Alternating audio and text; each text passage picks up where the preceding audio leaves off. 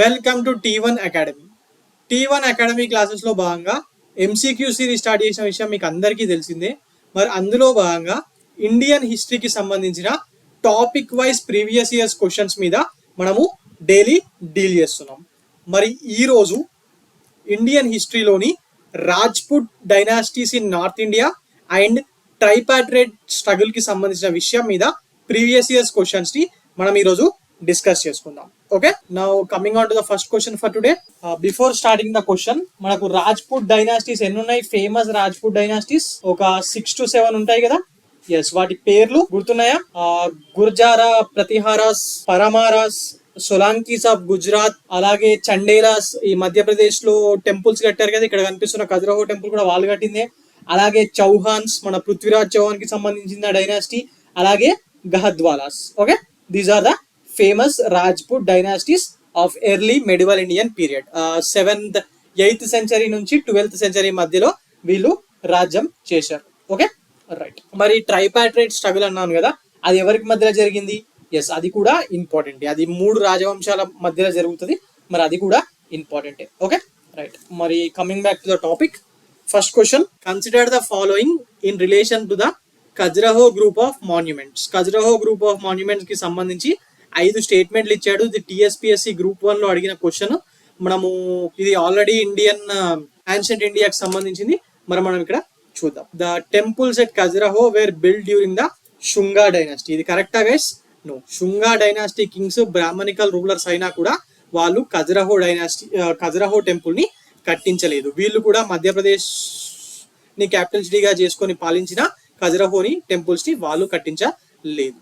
Okay, these belong to 2 different religions, Hinduism and Jainism. Yes, కరెక్టే. Khajuraho group of monuments లో చాలా temples ఉంటాయి కదా, దగ్గర 90 వరకు కట్టించినట్టున్నారు. అందులో 25 to 30 మాత్రమే ఇప్పుడు మనకి అవైలబుల్ ఉన్నాయి. అందులో హిందూ టెంపుల్స్ తో పాటు చాలా హిందూ టెంపుల్స్ తో పాటు 2-3 జైన్ టెంపుల్స్ కూడా ఉన్నాయి. జైన్ తీర్థంకరుల కోసం కట్టిన టెంపుల్స్ కూడా అందులో ఉన్నాయి. సో ఈ స్టేట్మెంట్ కరెక్టే. Third statement, these displays the originality and high quality of Nagara style of architecture. ఇది కరెక్ట్. ఎందుకు? First, Khajuraho group of monuments ఎక్కడ కట్టారు? మధ్యప్రదేశ్ లో ఉంటాయి కదా. మన నార్త్ ఇండియాలో కట్టిన స్టైల్ అన్ని 99.99% నగరా స్టైల్లో కట్టిన టెంపుల్సే కదా. ఎస్, ఇది కూడా కరెక్ట్ స్టేట్మెంటే. Statement D, these were built in sand stone elevated from environs by highly oriented terrace platform. Yes, ఇది కరెక్టే. మీరు కాంద్రియ మహాదేవ టెంపుల్ చూసినట్టయితే ప్లాట్ఫామ్ ఇట్లుంటది ఉండి, దాని పైన అంటే భూమి మీదకి వెళ్ళి ఇట్లా పైకి ఒక 5 అడుగులు లేపిన తర్వాత దానిపైన ప్లాట్ఫామ్ కట్టి దాని మీద గుళ్ళు కట్టిరు కదా. ఎస్, సో ఈ స్టేట్మెంట్ కూడా కరెక్టే. రైట్. మరి the temples at Khajuraho were build during the Chandela dynasty. Yes, ఇది కరెక్టే. శుంగాస్ కట్టలేదు, చండేలా రూలర్స్. ఈ చండేలా రూలర్స్ మధ్యప్రదేశ్ కి చెందిన ఏరియాని పాలించిన చండేలా డైనాసిటీ రూలర్స్ ప్రతి ఒక్కళ్ళు మినిమం ఒక్క టెంపుల్ అన్న కట్టిరు. అంటే వాళ్ళ డైనాసిటీలో అదొక ఆచారం లాగా ఉంటుండే. సో దాన్ని అందరూ ఫాలో అయ్యేవారు. కొందరు జైన్ టెంపుల్స్ కట్టించారు, కొందరు హిందూ టెంపుల్స్ కట్టించారు, కానీ అందరూ టెంపుల్స్ కట్టించడం జరిగింది. మరి అలాగే దీని గురించి ఖజురహో గ్రూప్ ఆఫ్ మాన్యుమెంట్స్ గురించి ఇంకా మాట్లాడుకోవాలంటే దీనికి యునెస్కో వాళ్ళ వరల్డ్ హెరిటేజ్ సైట్ గుర్తింపు ఉంది. యునెస్కో వరల్డ్ హెరిటేజ్ సైట్స్ ఉన్నాయి కదా. ఎస్, అందులో ఇది కూడా ఉంది. మరి ఇది మధ్యప్రదేశ్ లో ఎక్కడ ఉంటది? మధ్యప్రదేశ్ లోని చత్తార్పూర్ డిస్టిక్ బుందేల్ఖండ్ ప్రాంతంలో భాగమైన ఈ చత్తార్పూర్ డిస్టిక్ లో భాగంగా మరి ఇది ఉండడం జరుగుతుంది. ఓకే, మరి ఇంకో విషయం, ఈ ఖజురహో టెంపుల్ కి సంబంధించిన స్పెషాలిటీ ఏంటంటే దీని ఆర్కిటెక్చరల్ స్టైల్. ముఖ్యంగా మన కాంద్రేయ మహాదేవ టెంపుల్ పంచాయతాన్ స్టైల్లో కట్టారు. పంచాయతాన్ స్టైల్ అంటే ఇప్పటికి నేను క్లాసెస్ లో చాలా సార్లు చెప్పాను. ఎవరైతే వినని వాళ్ళు ఉంటే వాళ్ళ కోసం చెప్తున్నాను. ఒకటే ప్లాట్ఫామ్ మీద ఒక main shrine or main temple ఉంటుంది, పక్కకు ఇంకొక 4 చిన్న టెంపుల్ కూడా ఉంటాయి. దాన్ని పంచాయతాన్ స్టైల్ ఆఫ్ ఆర్కిటెక్చర్ అంటారు. అలాగే వీటి గోడల మీద ఎరోటిక్ స్కల్ప్చర్స్. మీరు ఇప్పటికీ గుళ్ళకి వెళ్తే కొంచెము గుడి గోపురాల మీద అక్కడక్కడ కొన్ని ఏరియాల్లో మీకు కొంచెం ఎరోటిక్ స్కల్ప్చర్ కనిపిస్తూ ఉంటాయి కదా. అంటే ఓకే, సో మరి వాటికి సంబంధించింది ఈ ఖజురహో గ్రూప్ ఆఫ్ మాన్యుమెంట్స్ లో ఎక్కువగా ఉంటాయి. మరి వీటిని ఎవరు కట్టారు? చండేలాస్ కట్టారు. మరి వీళ్ళు 10th and 11th century ఏడీలో వీటిని కట్టడం జరిగింది. దాని తర్వాత ముస్లిం ఇన్వేషన్స్ వల్ల వీళ్ళు ఓడిపోవడంతో వాళ్ళ డైనాస్టీ కనుమరుగైపోయింది. మరి వాళ్ళు కట్టేసిన టెంపుల్స్ కూడా జనాల నుంచి కొన్ని రోజుల పాటు మాయమయ్యాయి. దాని తర్వాత బ్రిటిషర్స్ వీటిని కనుగోవడం జరిగింది. ఓకే, సో బిసిడిఈ 4 స్టేట్మెంట్లు కరెక్టే. మరి ఆన్సర్ ఏమవుతుంది? టీఎస్పీఎస్సీ గ్రూప్ 1 2022లో అడిగిరు. Okay right, first group 1. So మరి ఆన్సర్ ఏమవుతుంది? BCD and E only. Option 4 is the correct answer, guys. Okay, right. Now coming on to the next question.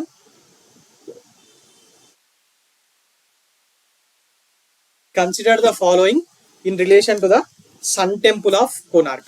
Konark Sun Temple A state లో ఉంది? ఒడిస్సాలోనే కదా. దీని గురించి రవీంద్రనాథ్ ఠాగూర్ గారు ఏమన్నారు? ఈ అపురూపమైన సౌందర్యాన్ని చూస్తే మనుషులు మాట్లాడడం ఆగిపోతుంది, ఈ గోడలు ఈ సౌందర్యమే మాట్లాడుతుంది అని చెప్పి అన్నది ఎవరు? రవీంద్రనాథ్ ఠాగూర్. ఈ టెంపుల్ ని వర్ణిస్తూనే ఆయన అన్నాడు. మరి దీన్ని అలాగే బ్లాక్ పగోడా అని కూడా పిలుస్తూ ఉంటారు. మరి దీన్ని ఎప్పుడు కట్టారు? దీన్ని 13th century ఏడీలో దీన్ని కట్టడం జరిగింది. ఒడిస్సాలో కట్టడం జరిగింది. మరి ఈ ఒడిస్సాలో ఎవరు కట్టించారు కోనార్క్ టెంపుల్ ని? ఈస్టర్న్ గంగా రూలర్ అయిన నరసింహదేవ 1. 13th century ఏడీలో ఈస్టర్న్ గంగా రూలర్ అయిన నరసింహదేవ 1 దీన్ని కట్టించడం జరిగింది. Okay right, now coming back to the topic. Konark is a monumental representation of sun god Surya's chariot. ఈ స్టేట్మెంట్ కరెక్టా? 100% కరెక్ట్ కదా. ఎస్, మరి కొనార్క్ పేరులోనే ఉంది కదా సన్ టెంపుల్ అని, మరి అది కరెక్టే అవుతుంది కదా. Yes, option B, it's 24 wheels are decorated with symbolic designs. Yes, 12 pairs of wheels అని చదువుకొని ఉంటారు కదా మీరు. ఎస్, మరి 12 pairs అంటే 24 wheels కదా. And they are also decorated with symbolic designs అనేది కూడా కరెక్ట్ స్టేట్మెంటే. మరి థర్డ్ స్టేట్మెంట్ చూసుకుంటే the chariot is led by a team of 16 horses అంట. ఇది తప్పండి. ఆ సూర్యుని యొక్క చారియట్ ఉంటది కదా, అది 7 గుర్రాలు వాటిని గుంజుకపోతాయి. మొత్తం 24 wheels తోని ఇటు 12 ఉన్న దాంతో 7 horses వీటిని గుంజుకపోతాయి. ఇట్లా 16 horses కాదు. సో ఈ స్టేట్మెంట్ తప్పు. Okay right, it is considered to be build by king Narasimhadeva 1 of Ganga dynasty. ఇక్కడ ఆల్రెడీ చెప్పాను కదా. ఎస్, మళ్ళీ చెప్పాల్సిన అవసరం లేదు, ఇది కూడా కరెక్టే. ఆప్షన్ ఈ, it is decorated with relief of fantastic Lions, musicians and dancers. ఈ స్టేట్మెంట్ కూడా కరెక్టేనండి. అక్కడ మీకు ఈ సన్ టెంపుల్ బయట వీటి యొక్క స్టాచ్యూ ఉంటది. మరి అక్కడనే మీకు దాని ముందట కొన్ని లయన్స్, మ్యూజిషియన్స్, డాన్సర్స్ యొక్క ఫొటోస్ కూడా మీరు అందులో చూస్తే కనిపిస్తాయి. సో ఆప్షన్ డిఈ కూడా కరెక్టే. మరి ఆన్సర్ ఏమవుతుంది? ఏ, బి, డి అండ్ ఈ కదా. ఎస్, మరి కొనార్క్స్ సన్ టెంపుల్ కి ఎప్పుడు కట్టారన్నారు? 13th century AD, right. మరి ఇంకా సో ఫేమస్ సన్ టెంపుల్స్ ఏమున్నాయి? మన ఆంధ్రప్రదేశ్ లో ఉంది, రైట్, సూర్యనారాయణ స్వామి టెంపుల్, అవునా. మరి మొదేరాలో సన్ టెంపుల్, ముల్తాన్ లో సన్ టెంపుల్, కశ్మీర్ లో సన్ టెంపుల్, ఇలా అక్కడక్కడ సన్ టెంపుల్స్ ఫేమస్ ఉన్నాయి కదా. ఎస్, మరి వాటి మీద కూడా అప్పుడప్పుడు క్వశ్చన్స్ వస్తూ ఉంటాయి, చూసుకోండి. Okay right. సో మరి దీనికి UNESCO world heritage site status ఉందా? ఎస్, ఇది వరల్డ్ హెరిటేజ్ సైట్ లిస్ట్ లో ఇది కూడా ఉంది. మరి కళింగ ఆర్కిటెక్చర్ తో కట్టారు అంటే ఇది నగరా స్టైల్లో ఉన్నట్టే కదా. Yes, Kalinga style is one of the part of Nagara style of architecture. Okay right. మరి ఇక్కడ 24 వీల్స్ ఉంటాయన్నాను కదా, అవి ఏం రిసెంబుల్ చేస్తాయి? మన డేలో 24 hours ఉంటాయి కదా. ఎస్, దాన్ని ఇవి రిసెంబుల్ చేస్తాయి. అండ్ ప్యాసేజ్ ఆఫ్ టైం ని కూడా ఇవి రిసెంబుల్ చేయడం జరుగుతుంది. Okay right. Now coming on to the next question. So answer ABDE 4 స్టేట్మెంట్లు కరెక్టే. సో ఆన్సర్ ఏమవుతుంది? Third option ABDE is the correct answer guys. Okay right. Now coming on to the next question. Temples, మళ్ళీ ఎందుకు ఇక్కడ ఇన్ని temples ఉన్నాయంటే మరి early medieval ఇండియాలో వీళ్ళే ఉన్నారు కదా, సోలాంకీస్, చౌహాన్స్, రాజ్పుట్. మరి ఆ ట్రైపాట్రేట్ స్ట్రగుల్లో బాదామి చాళుక్యాస్, రాష్ట్రకూతాస్ అందరి అదే టైం కదా. మరి చెండేలాస్ కూడా అదే టైం కదా, అందుకే ఇక్కడ అన్ని వస్తున్నాయి. Okay right. Now coming on to the next question for today. Yes, that is ఇందాక ట్రైపాట్రేట్ స్ట్రగుల్ అన్నాను కదా. ఆ ట్రైపాట్రైట్ స్ట్రగుల్ దేనికోసం జరిగింది? కన్నౌజ్ కోసం జరిగింది. కన్నౌజ్ అప్పట్లో పట్టణం, పాటాలిపుత్ర వాల్యూ పడిపోయి కన్నౌజ్ వాల్యూ పెరిగిన కాలం ఇది. మరి కన్నౌజ్ తర్వాత వాల్యూ పెరిగిన పట్టణం ఏంటి? ఢిల్లీ, రైట్. మరి కన్నౌజ్ కోసం ఏ రాజవంశాలు కొట్టుకున్నాయి? ప్రతిహారాస్, పాలాస్ అండ్ రాష్ట్రకూటాస్. వీళ్ళ మధ్యలో బాగా జరిగినాయి. ఒక రకంగా వీటి కోసం జరిగిన యుద్ధమే దాని తర్వాత కాలంలో వీళ్ళ డైనాసిటీస్ అంతం కావడానికి ఒక కారణమైంది. Pratiharas, Palas and Rashtrakutas. Okay, right. Now coming back to the question. Somnath temple. Somnath temple ఎవరు కట్టించారు? సోమనాథ్ టెంపుల్ ఎవరు కట్టించారు? సోమనాథ్ టెంపుల్ ఎవరు కట్టించారు గైస్? దరి చాళుక్యాస్ ఆఫ్ సోలాంకీసే కదా. చాళుక్యాస్ ఆఫ్ సోలాంకీసే కదా. గుజరాత్ రూలర్స్ భీమా 1 ఆయన మహమ్మద్ గోరీ అటాక్ తర్వాత ఆయన అక్కడ నుంచి వారిపోతాడు. మరి గజనీ అటాక్ తర్వాత వారిపోతాడు. మళ్ళీ వచ్చి సోమనాథ్ టెంపుల్ అయినా ప్లండర్ చేసిపోతే, ఆ గజనీ అనేటోడు ప్లండర్ చేసిపోతే ఈయన భీమా 1 మళ్ళీ కట్టిస్తాడు కదా. ఎస్, మరి సోమనాథ్ టెంపుల్ తోని రిలేటెడ్ వీళ్ళే, కానీ మనకి ఇక్కడ నాట్ కరెక్ట్లీ మ్యాచ్ అన్నాడు. సో ఇది తప్పు అవుతుంది మనకు ఎగ్జామ్ పాయింట్ ఆఫ్ క్వశ్చన్ ప్రకారం. ఇక కాంద్రేయ మహాదేవ టెంపుల్. కాంద్రేయ మహాదేవ టెంపుల్ ఎవరు కట్టిస్తారని చెప్పాను ఇందాక? చండేలాస్ కదా. మరి ఇక్కడ చౌహాన్స్ అని ఉంది, తప్పు. కానీ మనకు ఎగ్జామ్ లో నాట్ కరెక్ట్లీ మ్యాచ్ అన్నాడు కాబట్టి ఇది కరెక్ట్ అవుతుంది. ఐహోల్ టెంపుల్స్. ఐహోల్ టెంపుల్స్ ఎవరు కట్టించారు? బాదామి చాళుక్యాసే కదా. ఎస్, కర్ణాటకలో ఉంటాయి ఐహోల్ టెంపుల్స్. ఐహోల్ అనేది కూడా బాగాల్కోట్ డిస్టిక్ అనుకుంటా, మేబీ అక్కడే ఉంటది. సో ఇది కూడా కరెక్ట్ స్టేట్మెంటే. మరి నాట్ కరెక్ట్ అన్నాడు కాబట్టి ఇది మనకు కాదు. ఇక కోనార్క్ టెంపుల్. కోనార్క్ టెంపుల్ ఇందాకే మాట్లాడుకున్నాం, ఈస్టర్న్ గంగా డైనాసిటీ, నరసింహదేవ 1 అని చెప్పి మాట్లాడుకున్నాం కదా. ఎస్, మరి ఈయన కూడా కాదు కాబట్టి సో ఈ బిడి మనకు నాట్ కరెక్ట్లీ మ్యాచ్డ్. మరి ఆన్సర్ 3B అండ్ D అవుతుంది. ఇక సోమనాథ్ టెంపుల్ గురించి మాట్లాడుకుంటే ఎక్కడుంది ఇది? గుజరాత్ లో. గుజరాత్ లోని పఠాన్ డిస్టిక్ లో ఇది ఉండడం జరిగింది. అలాగే Kandariya Mahadeva temple. This is one of the largest Hindu temple. One of the కాదు, this is the largest Hindu temple of this Khajuraho group of monuments in Madhya Pradesh కదా. నగరా స్టైల్లో కట్టారని ఇందాక చెప్పాను కదా. మరి ఇది ఎక్కడుంది? Chhatarpur district of Madhya Pradesh. Okay, right. ఇక ఐహోల్ టెంపుల్స్. ఐహోల్ టెంపుల్స్ ని అహివోయాల్, ఆర్యపుర అని కూడా అంటారు. మొత్తంగా ఈ ఐహోల్ టెంపుల్ కాంప్లెక్స్ లో 120 వరకు 120 స్టోన్ అండ్ కేవ్ టెంపుల్స్ ఉన్నాయంట. మలప్రభా రివర్ వ్యాలీకి దగ్గరలో ఈ ఐహోల్ టెంపుల్స్ ని కట్టించడం జరిగింది బాదామి చాళుక్యాస్. మరి ఐహోల్ ఇన్స్క్రిప్షన్ గురించి కూడా ఉంటది కదా, పులికేసిన్ 2. ఎస్, మరి అది చాలా ఫేమస్ అండి. ఇది బగాల్కోట్ డిస్టిక్ లో దీన్ని కట్టించడం జరిగింది. Okay, right. మరి ఎప్పుడు కట్టారు అంటే 6th and 12th century AD మధ్యలో ఇవి అందులో ఉన్న టెంపుల్స్ అన్ని కట్టడం జరిగింది. ఇక కోనార్క్ టెంపుల్ గురించి ఆల్రెడీ మాట్లాడుకున్నాం, సో మళ్ళీ స్పెషల్ గా అవసరం లేదు. Okay, right. ఆప్షన్ ఏంటి? Third is option 3, B and D only. Not correct అన్నాడు కదా. So B and D are not correct case. Okay, right. Now coming on to the next question. Consider the following pairs. Famous places ఇచ్చిండు, మరి ముఖ్యంగా temples కి సంబంధించినవి ఉన్నాయి. Famous places ఇచ్చిండు, మరి దాని యొక్క రీజియన్స్ ఇందులో ఏది కరెక్ట్ అని చెప్పి అడుగుతున్నాడు. ఒకసారి చూడండి, మీకు తెలిసినవి ఉంటాయి కొన్ని. ఇక తిరుపతి మనకు తెలిసిందే. తిరుపతి రాయలసీమలో భాగమే కదా. రాయలసీమలో ఏమేం భాగాలు? తెలంగాణ స్టూడెంట్స్, ఏపీ వాళ్ళకు తెలుస్తుంది. కొత్తగా వచ్చిన వాళ్ళు, యునైటెడ్ ఏపీ డివిజన్ తర్వాత కాంపిటేటివ్ లోకి వచ్చిన వాళ్ళు, రాయలసీమలో ఏ డిస్ట్రిక్ట్స్ ఉంటాయి guys? Rayalaseema consist of 4 districts. Okay, ఇప్పుడు కొత్త డిస్ట్రిక్ట్స్ వచ్చాయి కదా. ఓల్డ్ డిస్ట్రిక్ట్స్ తీసుకుంటే కడప, కర్నూలు, చిత్తూరు, అనంతపూర్. ఓకే, వీటిని పార్లమెంటరీ కాన్స్టిట్యున్సీస్ వారిగా ఒక్కొక్క డిస్ట్రిక్ట్ లో 2 పార్లమెంటరీ కాన్స్టిట్యున్సీస్ ఉన్నాయి కాబట్టి వైఎస్ జగన్ గవర్నమెంట్ వీటిని ఒక్కొక్క డిస్ట్రిక్ట్ ని 2 జిల్లాలుగా డివైడ్ చేయడం జరిగింది. ఓకే, కర్నూలు ఏమో కర్నూలు అండ్ నంద్యాల, చిత్తూరు ఏమో చిత్తూరు, తిరుపతి, అన్నమయ్య, రైట్. అనంతపూర్ ఏమో శ్రీ సత్యసాయి ఒక జిల్లా, ఇంకొక జిల్లా, ఇట్లా మొత్తము 8 జిల్లాలుగా డివైడ్ చేసారు. Okay, coming back to the topic. Tirupati రాయలసీమలోనే ఉంది. ఏది కరెక్ట్ అన్నాడు? ఎస్, ఇది కరెక్ట్. మరి ఇంకా ఈజీ ఏమున్నాయి? ఖజురహో. ఇందాక మనం మాట్లాడుకున్నాం కదా, ఖజురహో బుందేల్ఖండ్ ప్రాంతంలో ఉంటుంది అన్నాను కదా. ఆ బుందేల్ఖండ్ ప్రాంతం మొత్తానికి హెడ్ క్వార్టర్ ఝాన్సీ అవుతే cultural capital is Bundelkhand. Okay, sorry, Khajuraho. Khajuraho is the Khajuraho group of monuments are Khajuraho is the cultural capital of Bundelkhand. మరి బుందేల్ఖండ్ ఎక్కడ ఉంటుంది? మరి మధ్యప్రదేశ్ లో. అలాగే మధ్యప్రదేశ్ అండ్ కొన్ని డిస్ట్రిక్ట్స్ ఆఫ్ ఉత్తరప్రదేశ్ ని కూడా బుందేల్ఖండ్ లో భాగంగా చూస్తారు. Bundelkhand is part of maximum in Madhya Pradesh and some parts of UP. Okay, right. ఇక మిగిలినవి చూస్తే బోధ్గయ బీహార్ లో ఉంటది, రైట్. మరి బాగేల్ఖండ్ అనేది బీహార్ లో ఉందా? లేదు కదా. బాగేల్ఖండ్ అనేది ఇది కూడా అంతే, మధ్యప్రదేశ్ లో ఉంటది and some parts of UP రెండిట్లో కలిపి ఉంటది. సో ఈ ఫస్ట్ స్టేట్మెంట్ తప్పు, ఫస్ట్ స్టేట్మెంట్ తప్పు.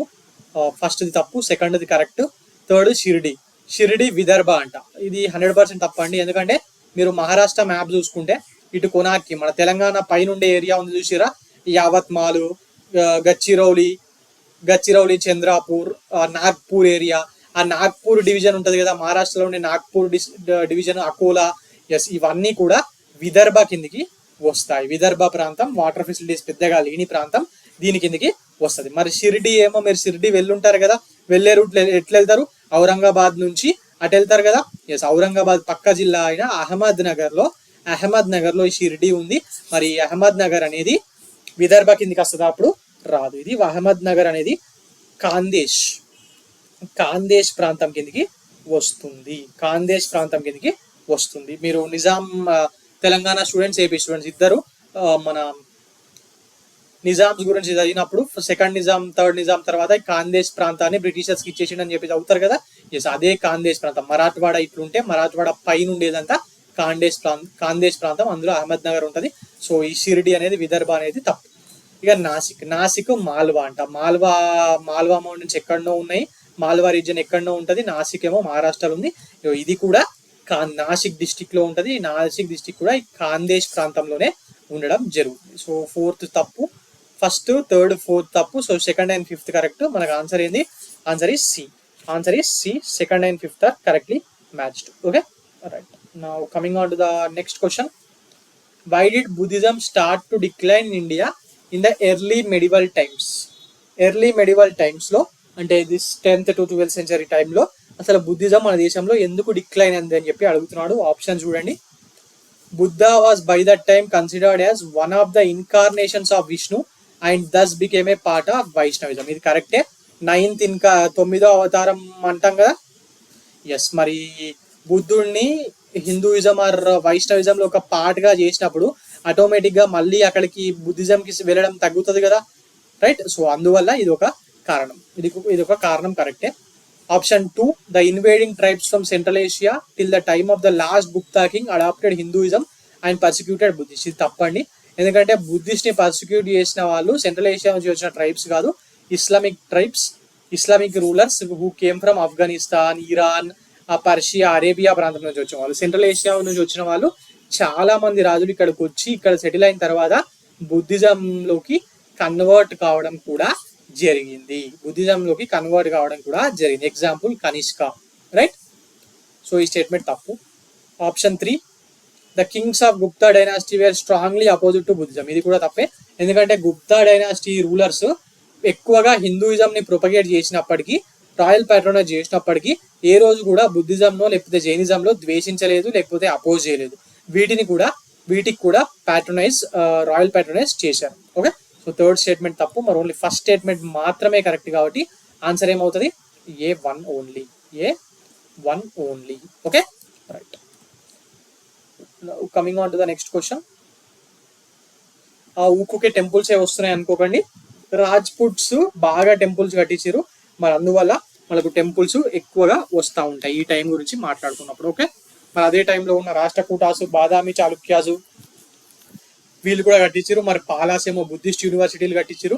మరి ఇవే ఉంటాయి కాబట్టి ఆ టైంలో, సో ఇవే ఎక్కువగా వస్తూ ఉంటాయి ఇక్కడ, రైట్. Match the following. ఒక దిక్కేమో ఫేమస్ టెంపుల్స్ ఉన్నాయి, ఇంకోటేమో ఏ స్టేట్ అని ఉంది. చూస్తే కాంద్రియ మహాదేవ టెంపుల్, ఈజీ విషయం. ఏది మధ్యప్రదేశ్ కదా, ఇప్పటివరకు మాట్లాడుకున్నాం, రైట్. గుర్తుపట్టిరా. ఓకే. సెకండ్, రాజారాణి టెంపుల్ ఎక్కడ ఉంది, ఇది ఒడిస్సాలో ఉంటది. థర్డ్, విద్యాశంకర టెంపుల్, ఇది కర్ణాటకలోని శృంగేరి మఠంలో ఈ టెంపుల్ ఉంది. శృంగేరి ఏదైనా ఒకటే అక్కడ ఈ టెంపుల్ ఉండడం జరిగింది. ఇక మిగిలింది Bhimeswara temple. This is in Andhra Pradesh. So answer ఏమవుతుంది గైస్, అప్పుడు ఆన్సర్ ఏమవుతుంది, 2, 4, 3, 1 is the correct answer, guys. First option A, 2, 4, 3, 1 is the correct answer. Okay. మొన్న ఎవరో ఒక క్లాస్ లో ఇలా చెప్తూ టిక్ చేయకపోతే సార్ మీరు ఆన్సర్ చెప్పారు కానీ టిక్ మాత్రం చేయలేదని చెప్పి కూడా కామెంట్ పెట్టారు. Okay, so right. So 2431 is the correct answer.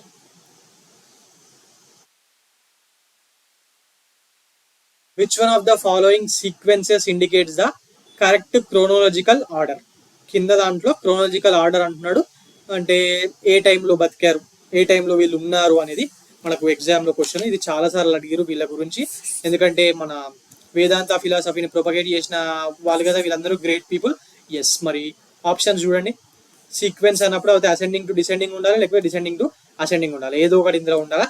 మరి మనం ఆప్షన్ చూసుకున్నట్టయితే ఫస్ట్ శంకరాచార్యులు, ఆది శంకరాచార్య కేరళలో పుట్టానని చెప్పాను కదా, కేరళకు సంబంధించిన వాళ్ళు అక్కడే పుట్టి దేశవ్యాప్తంగా తిరిగి ఈ హిందూయిజంని ఇంకా రివైవల్ చేయడానికి ప్రయత్నించారు. జైనిజంకి బుద్ధిజంకి అపోజిట్ గా, అంటే వాటికి పోరాడారు అని చెప్పాను కదా. ఎస్, మరి ఆది శంకరాచార్యులు లాస్ట్ క్లాస్ లో చెప్పాను, ఇప్పుడు కాదనుకుంటా. Okay, so 8th century AD ఈయన జన్మించడం జరిగింది. ఆయన ఆ టైంలో ఉన్నవాడు. మరి దాని తర్వాత రామానుజాచార్యులు 11th century AD. So basic గా మనకు రామానుజాచార్యులు అంటే ఏం గుర్తుకొస్తుంది?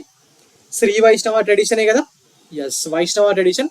మరి రామానుజాచార్యులకు సంబంధించి హైదరాబాద్ లో మొన్న పెద్ద విగ్రహం కట్టారు కదా, మరి మన prime minister of India Narendra Modi గారు వచ్చి దీన్ని ఇనాగ్రేట్ కూడా చేయడం జరిగింది. ఎక్కడ కట్టిరు? హైదరాబాద్ లోని ముచ్చింతల్. ఎవరి ఆధ్వర్యంలో?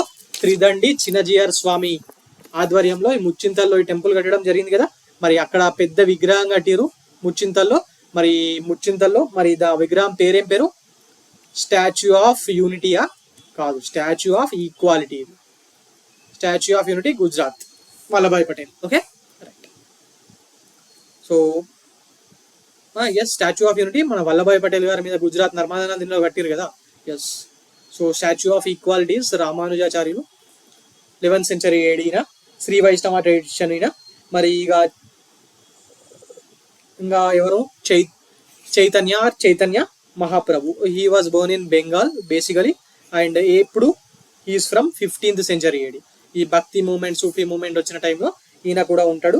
మరి ఈయన గౌడీయ వైష్ణవిజం ని ప్రొపగేట్ చేసిండు. గౌడీయ వైష్ణవిజం ని ఈయన ప్రొపగేట్ చేయడం జరిగింది. మరి ఈ గౌడీయ వైష్ణవిజం ఏమంటదంటే, this called Chaitanya Mahaprabhu as a incarnation of lord Krishna అని చెప్పి ఈ గౌడీయ వైష్ణవిజం ని ఫాలో అయ్యే వాళ్ళు నమ్ముతా ఉంటారు. సో మరి ఆన్సర్ చూసుకుంటే ఫస్ట్ దే correct. Adi Shankaracharya 8th century AD, Ramanujacharya 11th century AD, Chaitanya Mahaprabhu 15th century AD. Okay, right. Now coming on to the next question. Which of the following pairs is incorrect అంటున్నాడు. ఒక దిక్కేమో రాజ్పుట్ కింగ్డమ్స్ ఇచ్చిండు, ఇంకో దిక్కేమో వాళ్ళ క్యాపిటల్ సిటీస్ ఇచ్చిండు. ప్రీవియస్ ఇయర్ క్వశ్చన్ ఇది కూడా రాయడం మర్చిపోయారు మా వాళ్ళు. సో ఆప్షన్ ఏ చౌహాన్స్, మన పృథ్వీరాజ్ చౌహాన్ సంబంధించిన డైనాసిటీ ఉంది కదా, వాళ్ళ క్యాపిటల్ సిటీ ఫస్ట్ ఏమో సాకాంబరా, దాని తర్వాత అజ్మీర్ లో వాళ్ళు క్యాపిటల్ సిటీ పెట్టడం జరిగింది. ఓకే, అప్పుడు అజయ మేరు అనేవాళ్ళు, ఇప్పుడు ప్రజెంట్ డే అజ్మీర్ రాజస్థాన్ లో ఉంటది కదా. ఎస్, మరి చౌహాన్స్ యొక్క క్యాపిటల్ సిటీ ఏంటంటే ఫస్ట్ సాకాంబరి, దాని తర్వాత అజయ మేరు ఆర్ అజ్మీర్. కొన్నిసార్లు ఎగ్జామ్ లో అజ్మీర్ ప్లేస్ అజయ మేరు అని కూడా ఇస్తాడు, అందుకే అది రాశాను. Okay, so Ajmer, right. Okay, ఇది కరెక్టే. మనకి ఇన్కరెక్ట్ అడిగాడు కదా. ఎస్, గహద్వాలా కన్నౌజ్, ఇది కూడా కరెక్టే. ఆ పృథ్వీరాజ్ చౌహాన్ కి అపోజిట్ గా ఉంటాడు కదా ఈయన, ఆయన కూతుర్ని చౌహాన్ తీసుకెళ్లి పెళ్లి చేసుకుంటాడు కదా. ఎస్, గహద్వాలా కన్నౌజ్, ఇది కూడా కరెక్టే. మరి పరమారాస్ ఎక్కడి నుంచి పాలించారు క్యాపిటల్ సిటీ? దర్రా. ఎస్, దర్రు, కానీ దర్ కన్నా ముందు ఫస్ట్ ఉజ్జయిన్, దర్ రెండుటి నుంచి పాలించారు పరమారాస్. మరి ఇంకా సోలాంకీస్ ఆఫ్ గుజరాత్ కదా. మరి సోలాంకీస్ ఆఫ్ గుజరాత్ అహ్మదాబాద్ నుంచి పాలించారా? లేదు, ఇక్కడ అహ్మదాబాద్ నుంచి సుల్తాన్స్ కొందరు మెడివల్ ఇండియాలో షార్ట్ టర్మ్ గా పాలిస్తారు అహ్మదాబాద్ నుంచి. బట్ సోలాంకీస్ పాలించింది అన్హిల్వారా నుంచి. అన్హిల్వారా ఇప్పుడు ప్రజెంట్ డే దీన్ని పటాన్ అని చెప్పి పిలుస్తున్నారు. పటాన్ ఇన్ గుజరాత్. రాణికి వావ్ ఇక్కడ నుంచే ఉంటది. ఆ రాణికి వావ్ని కూడా ఈ సోలాంకీసే కట్టించారు. అది కూడా వరల్డ్ హెరిటేజ్ సైట్ లో ఒక భాగం కదా, అదే యునెస్కో వరల్డ్ హెరిటేజ్ సైట్ లో ఉంది కదా. ఎస్, దాన్ని వీళ్ళే కట్టించారు. రాణికి వావ్ కానివ్వండి, సోమనాథ్ టెంపుల్ కానివ్వండి, ఇట్లా ఇవన్నీ ఈ సోలాంకీసే కట్టించడం జరిగింది. సోలాంకీస్ ఇంకేమేం కట్టించారు గుర్తున్నాయి? ఆ పేర్లు సోలాంకీస్ కట్టించినాయి ఇవి రెండేనా, ఇంకేమైనా ఉన్నాయా సోలాంకీస్ కట్టించినాయి? సోలాంకీస్ ఇలాంటివి కట్టడంలో ముందుండే వాళ్ళు రాణికి వావ్ మాత్రమే కాదు, సోలాంకీస్ ఈ మౌంట్ అబు జైన్ టెంపుల్స్ ఉన్నాయి కదా, ఎస్, అవి కూడా ఈ సోలాంకీసే కట్టించడం జరిగింది. Dilwara Jain temples of mount Abu, yes అవి. రాణికి వావ్, అలాగే మొదేరా సన్ టెంపుల్ ఉంది కదా, it was constructed by Bhima one. ఇక సోమనాథ్ టెంపుల్ మనకు అందరికి తెలిసిందే. ఓకే, రాణికి Vav Patan is very very important అండి. అది ఇక అప్పటి క్వీన్ ఉదయమతి ఆయన భర్త అయిన భీమా వన్ జ్ఞాపకార్థం దీన్ని కట్టించడం జరిగింది. Basically this is step well. అంటే ఇప్పుడు మొన్నటి వరకు మన IT minister, municipal minister KTR గారు ఉన్నప్పుడు హైదరాబాద్ చుట్టుపక్కల ఉన్న స్టెప్ వెల్స్ అన్నిటినీ రిపేర్ చేయించింది కదా. ఎస్, వాటర్ అందులో స్టోర్ అయ్యి వర్షం పడ్డప్పుడు అవి ఒక వాటర్ హార్వెస్టింగ్ పిట్స్ లాగా చుట్టుపక్కల ప్రాంతాల్లో నీటి నిల్వ తగ్గిపోకుండా ఉపయోగపడతాయని చెప్పి కట్టించింది కదా. ఎస్, అట్లనే ఈమె కూడా ఈ స్టెప్ వెల్ ని కట్టించడం జరిగింది. Okay, right. దాని మీద ఉన్న స్కల్ప్చర్స్, ఆర్కిటెక్చర్ కూడా చాలా బాగుంటుంది. అందుకే దానికి యునెస్కో వరల్డ్ హెరిటేజ్ సైట్ గుర్తింపు రావడం జరిగింది, రాణికి వావ్కి. Okay, right. ఎప్పుడు రీసెంట్ గానే వచ్చింది. రీసెంట్ అంటే మన యునెస్కో నుంచి వచ్చిన గుర్తింపు వచ్చిన లేటెస్ట్ వాటిలో అది కూడా ఒకటి. మన రామప్ప టెంపుల్ కి దానికి కన్నా ముందు దానికి వచ్చినట్టు. Okay, right. Now coming on to the next question. Who among the following were famous jurists of medieval India? ఇది ఆల్రెడీ మాట్లాడుకున్నాం, యూపీఎస్సీలో రిపీటెడ్ అయిన క్వశ్చన్ అది. ఫేమస్ జ్యూరిస్ట్ల గురించి ఎక్కడ మాట్లాడుకున్నాం? ఇండియన్ లిటరేచర్కి సంబంధించిన విషయాలు మాట్లాడుకున్నప్పుడు ఆ టైంలో వీళ్ళ పేర్లు మరి వీళ్ళకి సంబంధించిన విషయాలు మనం మాట్లాడుకున్నాం. జ్యూరిస్టులు ఎవరెవరు ఉన్నారు ఇక్కడ? రాజశేఖర పోయెట్, హేమాద్రి కాదు, విజ్ఞానేశ్వర అండ్ జీమూత వాహన. ఎందుకు ఫేమస్ జ్యూరిస్టులు ఎందుకు అయ్యారు? ముఖ్యంగా విజ్ఞానేశ్వర రోట్ మితాక్షర అనే దాన్ని ఈయన రాసిండు. Basically this is a legal commentary on Yajnavalkya స్మృతికి సంబంధించిన ఒక లీగల్ కమెంటరీ ఇది.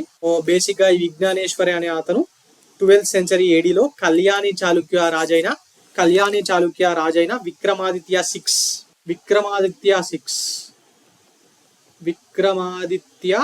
సిక్స్ కోర్ట్లో ఉండేవాడు. Okay, right.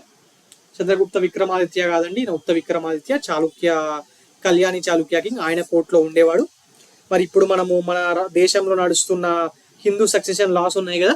ఎస్, ఆ హిందూ సక్సెషన్ లాస్ అన్ని కూడా Mitakshara, they are all based on this Mitakshara system. అంటే ఏంటి? మనకు ఇప్పటికి కూడా మీరు సినిమాల్లో చూసినట్టు అయితే ఆయన మా తాత ఆస్తి నా సంతకం లేకుండా చెల్లదు అని చెప్పి కొడుకు తండ్రితో వాదిస్తాడు కదా. ఎస్, అదంతా ఈ మితాక్షర బేస్డ్ సిస్టమే. అంటే the successor gets the right over the ancestral property even when father is alive అని చెప్పి కాన్సెప్ట్ ఇప్పుడు ఉంది కదా మన దేశంలో. అది ఈ మితాక్షర నుంచే వచ్చింది. Okay, right. మరి ఈ లా, మితాక్షర బేస్డ్ లా అనేది, దాని ప్రకారం తీసిన లా అనేది ఇండియాలో అన్ని ప్రాంతాల్లో చెల్లుతుంది, ఒక అస్సాంలో, బెంగాల్లో మాత్రం చెల్లదు. మరి ఆ ప్రాంతాల్లో ఏం ఫాలో అవుతున్నారంటే ఈ జీమూత వాహన రాసిన Dayabhaga law. This is a Dayabhaga law which is a Hindu law treatise. Okay, మరి దీన్ని జీమూత వాహన రాసిండు బేస్డ్ ఆన్ మనుస్మృతి. ఓకే, మరి దీని ప్రకారం ఏంటంటే తండ్రి చనిపోయిన తర్వాత మాత్రమే పిల్లలకు తాతల యొక్క ఆస్తి మీద పూర్తి హక్కు వస్తుంది. ఈ మితాక్షర కానివ్వండి, దయాబాగా లాస్ కానివ్వండి, ఇవి ఏంటి అంటే ఏం చెప్తారు? These are the laws of inheritance laws ఇవి. ఓకే, మరి మితాక్షర సిస్టము ఇంకా ప్రాపర్టీ రిలేటెడ్ సంబంధించి male and female members of family ఇద్దరికి సంబంధించిన దాన్ని డీల్ చేస్తుంది. అదే దయాబాగా సిస్టమ్ మాత్రము ఓన్లీ మేల్ మెంబర్స్ ఆఫ్ ఫ్యామిలీకి రిలేటెడ్ అయిన ప్రాపర్టీని మాత్రమే డీల్ చేస్తుంది. ఈ డిఫరెన్స్ కూడా ఇంపార్టెంట్ అండి, దాని మీద కూడా ఎగ్జామ్లో క్వశ్చన్స్ అడిగారు. Okay, right. సో మరి ఆన్సర్ ఏదవుతుంది? ఫస్ట్ అండ్ ఫోర్త్ కదా. ఎస్, ఫస్ట్ అండ్ ఫోర్త్ రెండు కరెక్టే. Okay, now coming on to the next question. With reference to the economic history of medieval India, the term Araghata refers to. Options చూడండి. A, bounded labor, B, land grants made to military officers, C, water wheel used for the irrigation of land, D, wasteland converted to cultivated land. మరి నాలుగుట్లో ఏది guys? Medieval ఇండియాకి సంబంధించిన economic హిస్టరీకి సంబంధించిన ఒక పదం అంటున్నాడు. మరి ఇది దేనికి సంబంధించి? అరఘట అంటే ఏంటి? Basically this is a Persian wheel. This is a Persian wheel, which was a mechanical water lifting device. Which was a mechanical water lifting device usually operated by using animals like bullocks or buffaloes or camels. బుల్లాక్స్ ని, camels ని, access ని, buffaloes ని వీటిని వాడి దీన్ని ఈ water wheel ని land irrigate చేయడానికి యూజ్ చేసే వాళ్ళు. Okay, this water wheel was used for the irrigation of land by using buffaloes, bullocks and camels. Okay, మరి దీని గురించి ఎక్కడ మెన్షన్ చేయబడింది? దీని గురించి రాజతరంగిణిలో మెన్షన్ చేయబడింది. రాజతరంగిణి, కల్హానాస్ రాజతరంగిణి ఉంది కదా, ఎస్ అక్కడ. మరి అలాగే పంచతంత్ర కథలు ఉంటాయి కదా, ఎస్ ఆ పంచతంత్ర కథల్లో కూడా వీటి గురించి మెన్షన్ చేయబడి ఉంది. ఇది యూపీఎస్సీ 2016 లో అడిగిన క్వశ్చన్, వెరీ ఇంపార్టెంట్ వేస్. ఇలాంటి టర్మ్స్ మీద ఎగ్జామ్స్ లో క్వశ్చన్స్ వస్తున్నాయి కదా. Yes, okay. Now coming on to the next question. ఇది చాలా టఫ్ క్వశ్చన్ అండి. యూపీఎస్సీ 2022 లో అడిగిరు. మాక్సిమం మెంబర్స్ వదిలేసి వచ్చారు, ఏం చేయను అర్థం కాక. ఓకే, ఈ క్వశ్చన్ చూడండి ఎంత టఫ్ ఉందో. ఈ పేర్లే సగం మంది వినుండరు. అందులో how many pairs given above are correctly matched అన్నాడు. సో దట్ ఎలిమినేషన్ అనేది పని చేయకుండా ఉండడానికి. ఓకే, ఎలిమినేషన్ పద్ధతి ఇక్కడ వాడకుండా ఉండడానికి ఇలా ఇచ్చిండు. ఇక ననూకా, ఈ పేరు విన్నారా? నన్నూకా ఎక్కడ విన్నారు? చండేలా డైనాసిటీ దగ్గరనే వింటారు. చండేలా డైనాసిటీ యొక్క ఫౌండర్ ఈయన. ఒకవేళ మీరు డీప్ గా చదువుకుంటే చండేలా డైనాసిటీ, దాని యొక్క ఫౌండర్ ననూకా. సో మరి ఇది కరెక్టే. దాని తర్వాత జయశక్తి, ఈయన పరమార డైనాసిటీకి చెందిన వాడు కాదు. He was also a ruler of Chandelas. So ఈ స్టేట్మెంట్ తప్పు. ఇక Nagabhata two was the ruler of Gurjara Pratiharas. మన గుర్జారా ప్రతిహారాస్ అనగానే భీమాస్, బోజా వాళ్ళే గుర్తుకొస్తారు కదా. ఎస్, మరి ఇక్కడ నాగభట 2 కూడా ఉంటాడు. మరి ఇది correct statement. First the, third the correct statements. And అలాగే బోజా రాష్ట్రకూట రూలర్ అట. రాష్ట్రకూట దగ్గర అసలు ఈ బోజా పేరు వస్తుందా? బోజా పేరు ఎక్కడ వస్తుంది? పరమారాస్ దగ్గర వస్తుంది కదా. ఎస్, పరమారాస్ దగ్గర వస్తుంది. మరి ఇది కూడా తప్పుడు స్టేట్మెంట్ అవుతుంది. మరి ఆన్సర్ చూసుకుంటే 2 స్టేట్మెంట్లు కరెక్ట్ కదా. So only 2 pairs are correct. UPSC 2022లో క్వశ్చన్ ఇది. మీకు టీఎస్పీఎస్సీలో, ఏపీఎస్సీలో ఇట్లా ఇండియన్ హిస్టరీ నుంచి ఇంత టఫ్ క్వశ్చన్ అడగకపోవచ్చు, కానీ ఇలాంటి క్వశ్చన్స్ మీకు తెలంగాణ హిస్టరీ నుంచి వస్తాయి. తెలంగాణ హిస్టరీ నుంచి లేకపోతే ఆంధ్ర హిస్టరీ నుంచి ఇలాంటి డెప్త్ క్వశ్చన్స్ వస్తాయి. Okay, right. Coming on to the next question for today, that is assertion reasoning type of questions అండి. ఇలాంటి క్వశ్చన్స్ చాలా వస్తున్నాయి కదా, ఏపీఎస్సీలో కానివ్వండి, టీఎస్పీఎస్సీలో కానివ్వండి. మరి ఇప్పుడు ఈ క్వశ్చన్ చూద్దాం. UPSC CDS combined defence services వాళ్ళకి అడిగిన question. So assertion reasoning. Assertion: the success of the Turks against the Indian rulers at the end of the 12th century was an event that exposed the weakness of Indian armies. Yes, ఈ statement కరెక్టే. ఎందుకంటే 12th century టైంలో ఈ Mohammed gory చేతిలో మన వాళ్ళు ఓడిపోవడం జరిగింది కదా. ఎస్, మరి ఆ ఓడిపోయినప్పుడు మరి ఆటోమేటిక్గా ఇండియన్ ఆర్మీస్ ఓడిపోయాయి అంటే అందులో ఏదో ఒక వీక్ పాయింట్ ఉంటేనే కదా ఓడిపోయేది. మరి వీటిని ఆటోమేటిక్గా ఓటమి అనేది మనలోని బలహీనతల్ని ఎక్స్పోజ్ చేస్తుంది కదా. ఎస్, మరి ఈ స్టేట్మెంట్ కరెక్టే. దానికి reason large scale conversions to Islam had depleted the numerical strength of the Indian armies. ఇది తప్పుడు స్టేట్మెంట్ అండి. ఎందుకంటే 12th century టైంకి అప్పుడప్పుడే ఇస్లామిక్ సంబంధించిన ఇన్వేడర్స్ అంటే టర్కిష్ ఇన్వేడర్స్ వాళ్ళు ఇస్లాం మతాన్ని ఫాలో అయ్యేవాళ్ళు కదా. ఎస్, వాళ్ళు అప్పుడే ఎంటర్ అవుతున్నారు మన ఇండియాలోకి. ఎస్, 712 ADలో మహమ్మద్ బిన్ కాసిం వచ్చి సింధ్ని ఆక్యుపై చేసినా మళ్ళీ అది దాన్ని నిలుపుకోలేక లేకపోతే ముందటికి ఎక్స్టెండ్ చేయలేక రిటర్న్ వెళ్ళిపోతాడు. ఆ టైంలో ఇది ఒక్కటే మధ్యలో ఈ మహమ్మద్ గజ్నీ రావడము, దండయాత్రలు చేయడము, వెళ్ళిపోవడము, డబ్బులు దోచుకొని, అంతే తప్పితే ఇక్కడికి వచ్చి కన్వర్షన్స్ పెద్దగా ఏమీ లేకుండే. మరి ఈ గోరీ టైంలో కూడా లేకుండే. దాని తర్వాత ఢిల్లీ సుల్తానేట్స్ వీళ్ళు వచ్చిన తర్వాత వాళ్ళు ఇక్కడే రాజ్యం పరిపాలించడం వల్ల మెల్లమెల్లగా ఈ కన్వర్షన్స్ అనేది స్టార్ట్ అయినాయి. సో మరి ఈ టైంలో లేదు కాబట్టి మరి దానివల్ల ఇండియన్ కింగ్స్ యొక్క ఆర్మీలో స్ట్రెంగ్త్ తగ్గింది అనేది అసలు స్టేట్మెంటే తప్పు. మొత్తానికే స్టేట్మెంటే తప్పు కాబట్టి మరి ఇక R is the correct explanation A నా కాదా అనేది అసలు అది చూడాల్సిన అవసరం లేదు. రైట్. సో ఆన్సర్ ఏమవుతుంది? A is true but R is false. A is true but R is false. Okay, right. Now coming on to the next question. It is assertion reasoning. మళ్ళీ యూపీఎస్సీ సిడిఎస్ క్వశ్చన్ ఇది కూడా. Okay, Alberuni who visited India at the time of Muhammad of Ghazni criticized the Hindus for their exclusiveness which kept them away from the rest of the world. Yes, Mahmud Ghazni టైంలో వచ్చిన అల్బెరూని ఇండియాలో చాలా సంవత్సరాల పాటు తిరిగాడు, ఇక్కడే ఉన్నాడు, 10 to 12 years ఉన్నట్టున్నాడు ఇండియాలోనే. మరి ఆయన దీని మీద పుస్తకం కూడా రాశాడు. అండ్ అలాగే ఆ టైంలో ఇండియాలో ఉన్న సాంస్క్రిట్ స్కాలర్స్ తోని మింగిలై ఆయన సాంస్క్రిట్ నేర్చుకొని, ఈ అల్బెరూని అనే వ్యక్తి సాంస్క్రిట్ నేర్చుకొని ఇండియాలోని కొన్ని పుస్తకాలను పెర్షియన్లోకి అనువదించడం కూడా జరిగింది. ముఖ్యంగా మహాభ్యాస, పతాంజలి రాసిన మహాభ్యాస ఉంది కదా, ఎస్, దాన్ని పర్షియన్లోకి ఈయన అనువదించడం కూడా జరిగింది. అలాగే యూలిసిడ్స్ వర్క్, మ్యాథమెటిషియన్, అయిన గ్రీక్స్ మ్యాథమెటిషియన్, ఆయనకు సంబంధించింది ఈయన సాంస్క్రిట్లోకి అనువదించాడు. అది యూరోపియన్ లాంగ్వేజ్లో ఉంటుండే కదా, ఎస్, దాన్ని కూడా ఈయన సంస్కృతంలోకి అనువదించడం జరిగింది. మరి ఇన్ని సంవత్సరాలు వీళ్ళతో గడిపి సంస్కృతం కూడా నేర్చుకున్న తర్వాత ఈయన ఈ కమెంట్ చేయడం జరిగింది. ఏమని? హిందూ స్కాలర్స్ అంటే అప్పటి బ్రాహ్మణ్ స్కాలర్సే కదా, ఎస్, బ్రాహ్మణిజంలో ఉన్న స్కాలర్స్ వాళ్ళ యొక్క తెలివితేటల్ని వేరే వాళ్ళకు పంచట్లేదు. అసలు ఆ దేశంలో ఉన్నా కూడా వేరే వర్ణ వాళ్ళకు అంటే క్షత్రియులకు, వైశ్యాస్కు, శూద్రాస్కు పంచట్లేదు, వాళ్ళలోనే ఉంచుకుంటున్నారు అని చెప్పి చెప్పడం జరిగింది. మరి దాంతో వాళ్ళకే చెప్పలేదంటే ఇంకా బయట ప్రపంచానికి ఏం చెప్తారు, చెప్పరు కదా. ఎస్, మరి కమెంట్ చేసింది మాత్రం నిజం. Okay, right. So assertion statement A correct. Reason, he believed that caste system was responsible for this. ఇందాక చెప్పాను ఏమని, బ్రాహ్మణ్స్ ఇప్పుడు వేదిక్ పాఠశాలల్లో, వేదాస్ నేర్పించే పాఠశాలలో బ్రాహ్మణ్స్కి మాత్రమే నేర్పించేవాళ్ళు కదా. ఎస్, మరి వేరే వాళ్ళకు దీన్ని ఇవ్వట్లేదు అని చెప్పి అన్నాడు. మరి దానికి రీజన్ ఏమవుతుంది, క్యాస్ట్ సిస్టమే కదా. ఎస్, మరి ఆయన దీనికి క్యాస్ట్ సిస్టమే రెస్పాన్సిబుల్ అని చెప్పి కూడా ఆయన కమెంట్ చేయడం జరిగింది. మరి ఇవి రెండు స్టేట్మెంట్స్ కరెక్టే. మరి రీజన్ కూడా కరెక్టే అవుతుంది, ఎందుకంటే దేనికి ఎవరికి చెప్పకపోవడానికి, మరి బయటకు రాకపోవడానికి కారణం ఈ క్యాస్ట్ సిస్టమ్ అనేది ఆయన అభిప్రాయం కాబట్టి మరి both A and R are true and R is the correct explanation of ఏ.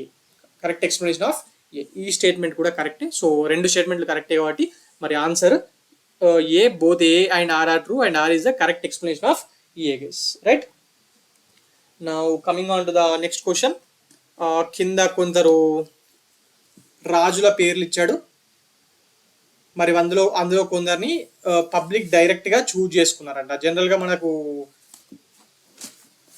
రాజు తర్వాత ఆయన కొడుకు ఈ కాన్సెప్ట్ ఉంటుండే కదా ఆ టైంలో. మరి ఈ కింగ్స్ని మాత్రము ప్రజలు డైరెక్ట్గా చూజ్ చేసుకున్నారు. అందులో ఎవరు అని చెప్పి అడుగుతున్నాడు. ఓకే, ఏమిచ్చాడు స్టేట్మెంట్స్లో, హర్షవర్ధన, గోపాల, యశోవర్మన్ అండ్ నందివర్మన్. పల్లవ నందివర్మన్ ఉన్నాడు కదా, ఎస్, ఆయన. మరి వీళ్ళలో ఎవరిని సెలెక్ట్ చేసుకున్నారో మనం ఇప్పుడు చూద్దాం. బేసికలీ ఫస్ట్ గోపాల చూస్తే he is the founder of Pala dynasty కదా, yes, this man Gopala is the founder of Pala dynasty. మరి ఈయన అలాగే పల్లవ రూలర్ నందివర్మన్ ఉన్నాడు కదా, yes, Nandivarman Pallavamalla was elected or chosen directly by the public. వీళ్ళిద్దరిని జనాలు డైరెక్ట్గా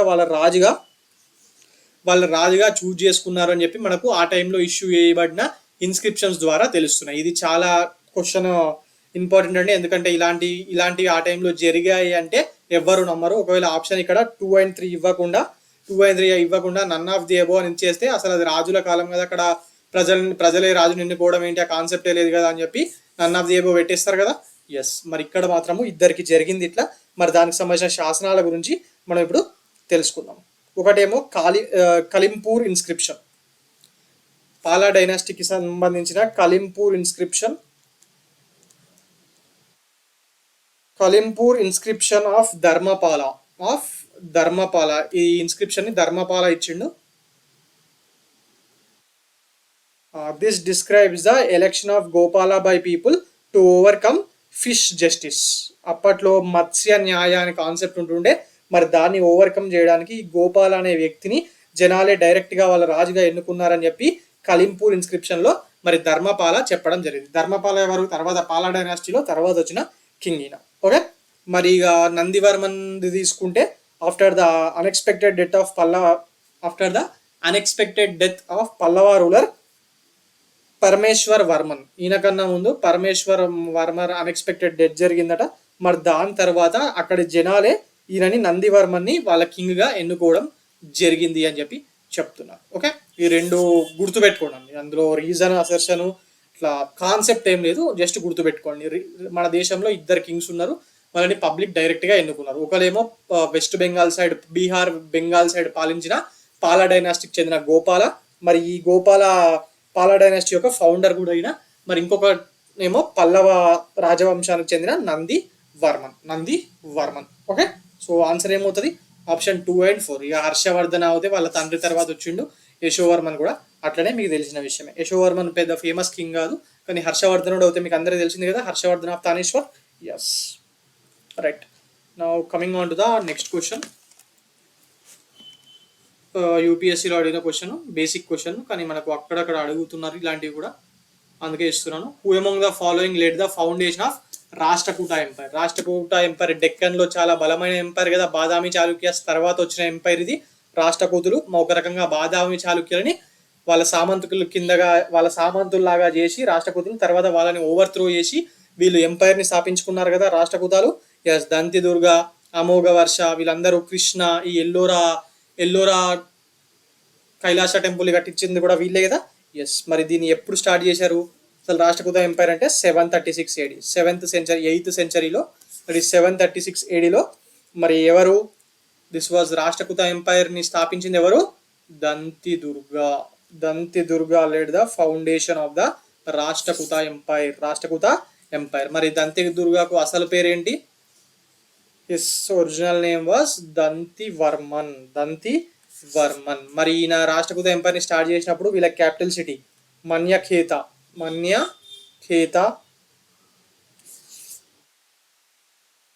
ఈ దంతి దుర్గ అనే అతను హిరణ్య గర్భ యాగాన్ని కూడా చేశాడు. ఉజ్జయిన్లో ఈయన హిరణ్య గర్భ యాగాన్ని కూడా చేశాడు అనేది ఒక ఇంపార్టెంట్ పాయింట్ దంతి దుర్గ దగ్గర చదువుకునేది. Okay, right. Now coming on to the next question.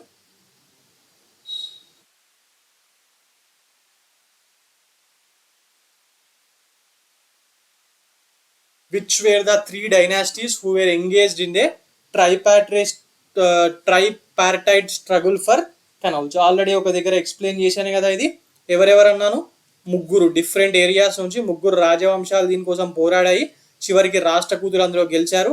But ఈ పోరాటంలో వాళ్ళు వాళ్ళ సామ్రాజ్యాలకు చెందిన మిలిటరీ పీపుల్ని, ఆస్తుల్ని అన్నిటినీ పోగొట్టుకున్నారు. మరి తర్వాత ఈ ట్రైపాట్రేట్ స్ట్రగుల్, కనౌజ్ కోసం చేసిన ట్రైపాట్రేట్ స్ట్రగులే వాళ్ళ రాజ్యాలు అంతం కావడానికి ఒక కారణం అయ్యాయి అని చెప్పాను కదా. ఎస్, మరి ఎవరెవరు? చోలాస్ మిస్ చేస్తే ఇక మిగిలిన ముగ్గురు గుర్జారా, ప్రతిహారాస్ వీళ్ళు నార్త్ నుంచి, పాలాస్ ఫ్రమ్ బీహార్ అండ్ బెంగాల్ నుంచి, రాష్ట్రకూతాస్ డక్కన్ నుంచి. వీళ్ళు ముగ్గురు దగ్గర 100 ఏళ్ల పాటు ఈ కన్నౌజ్ పట్టణం మీద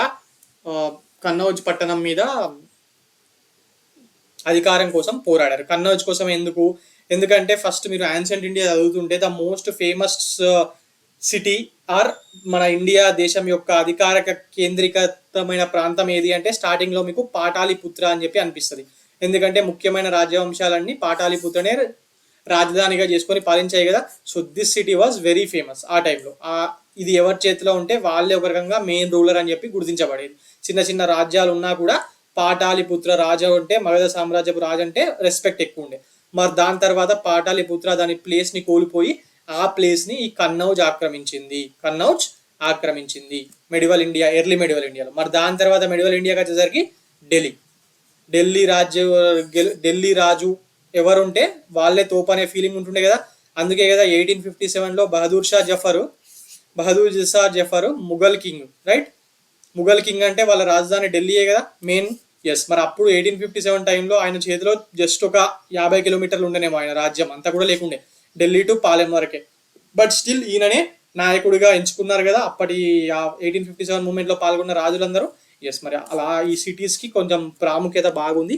మరి ఈ కనౌజ్ కోసము ఈ 3 రాజ్యాలు చాలా సంవత్సరాల పాటు దగ్గర 100 ఏళ్ల పాటు కొట్టుకోవడం జరిగింది. Okay, right. ఫైనల్ గా అందరూ ఎవరు గెలిచారన్నాను? రాష్ట్రకూతాస్ గెలవడం జరిగింది. Okay, right. So coming on to the next question. Which ruler of the Bengal founded the ancient university called Vikramashila? ఈ విక్రమశీల యూనివర్సిటీ, ఓదాంతపుర యూనివర్సిటీ, ఇవన్నీ యూనివర్సిటీస్ ఉన్నాయి కదా, ఒక నలంద తప్పితే వేరే అన్ని పాలా రూలర్సే స్టార్ట్ చేశారు. నలంద మాత్రం ఒక గుప్తా రూలర్ స్టార్ట్ చేస్తాడు. మరి వేరే అన్ని విక్రమశీల అనుకోండి, ఓదాంతపురి అనుకోండి, ఇలా ఒక 3-4 యూనివర్సిటీలు ఉంటాయి. వాటన్నిటిని కూడా వీళ్ళే స్టార్ట్ చేయడం జరిగింది. ఓకే, మరి బెంగాల్లో ఉన్న అన్ని యూనివర్సిటీస్, ఇప్పటి బెంగాల్ మరి ఓల్డ్ బెంగాల్, ఇప్పటికీ బంగ్లాదేశ్లో కూడా ఒక యూనివర్సిటీ ఉంటుంది, వారిని కూడా వీళ్ళే స్టార్ట్ చేశారు. మొన్ననే కదా నలంద యూనివర్సిటీ ఇనాగ్రేషన్ అయింది, 1-2 days కిందట నరేంద్ర మోడీ గారు చేసి వచ్చారు. నితీష్ కుమార్, నరేంద్ర మోడీ ఇద్దరు కలిపి చేసి వచ్చారు కదా. ఎస్, మరి ఆన్సర్ ఏంటి గైస్ దీనికి? పాలా డైనాసిటీ అని అందరికి తెలుస్తుంది. సో క్వశ్చన్ కొంచెం టఫ్ ఇచ్చిండు. కింగ్ ఆన్సర్ ఏంటి? కింగ్ ధర్మపాల. ధర్మపాల దీన్ని 8th century AD దీన్ని స్టార్ట్ చేయడం జరిగింది, విక్రమశీల యూనివర్సిటీని. ఎందుకంటే నలంద యూనివర్సిటీ అప్పటికే కొంచెం పడిపోవడం జరిగింది. So Vikramashila university was developed as a main centre for the Buddhist religion. ఇందులో ఏ రిలీజన్ గురించి నేర్పించే వాళ్ళు ఎక్కువగా అంటే వజ్రాయాన బుద్ధిజానికి సంబంధించింది. వజ్రాయాన బుద్ధిజానికి సంబంధించిన యూనివర్సిటీ ఇది. ఓకే, సో ఆన్సర్ ఏంటి?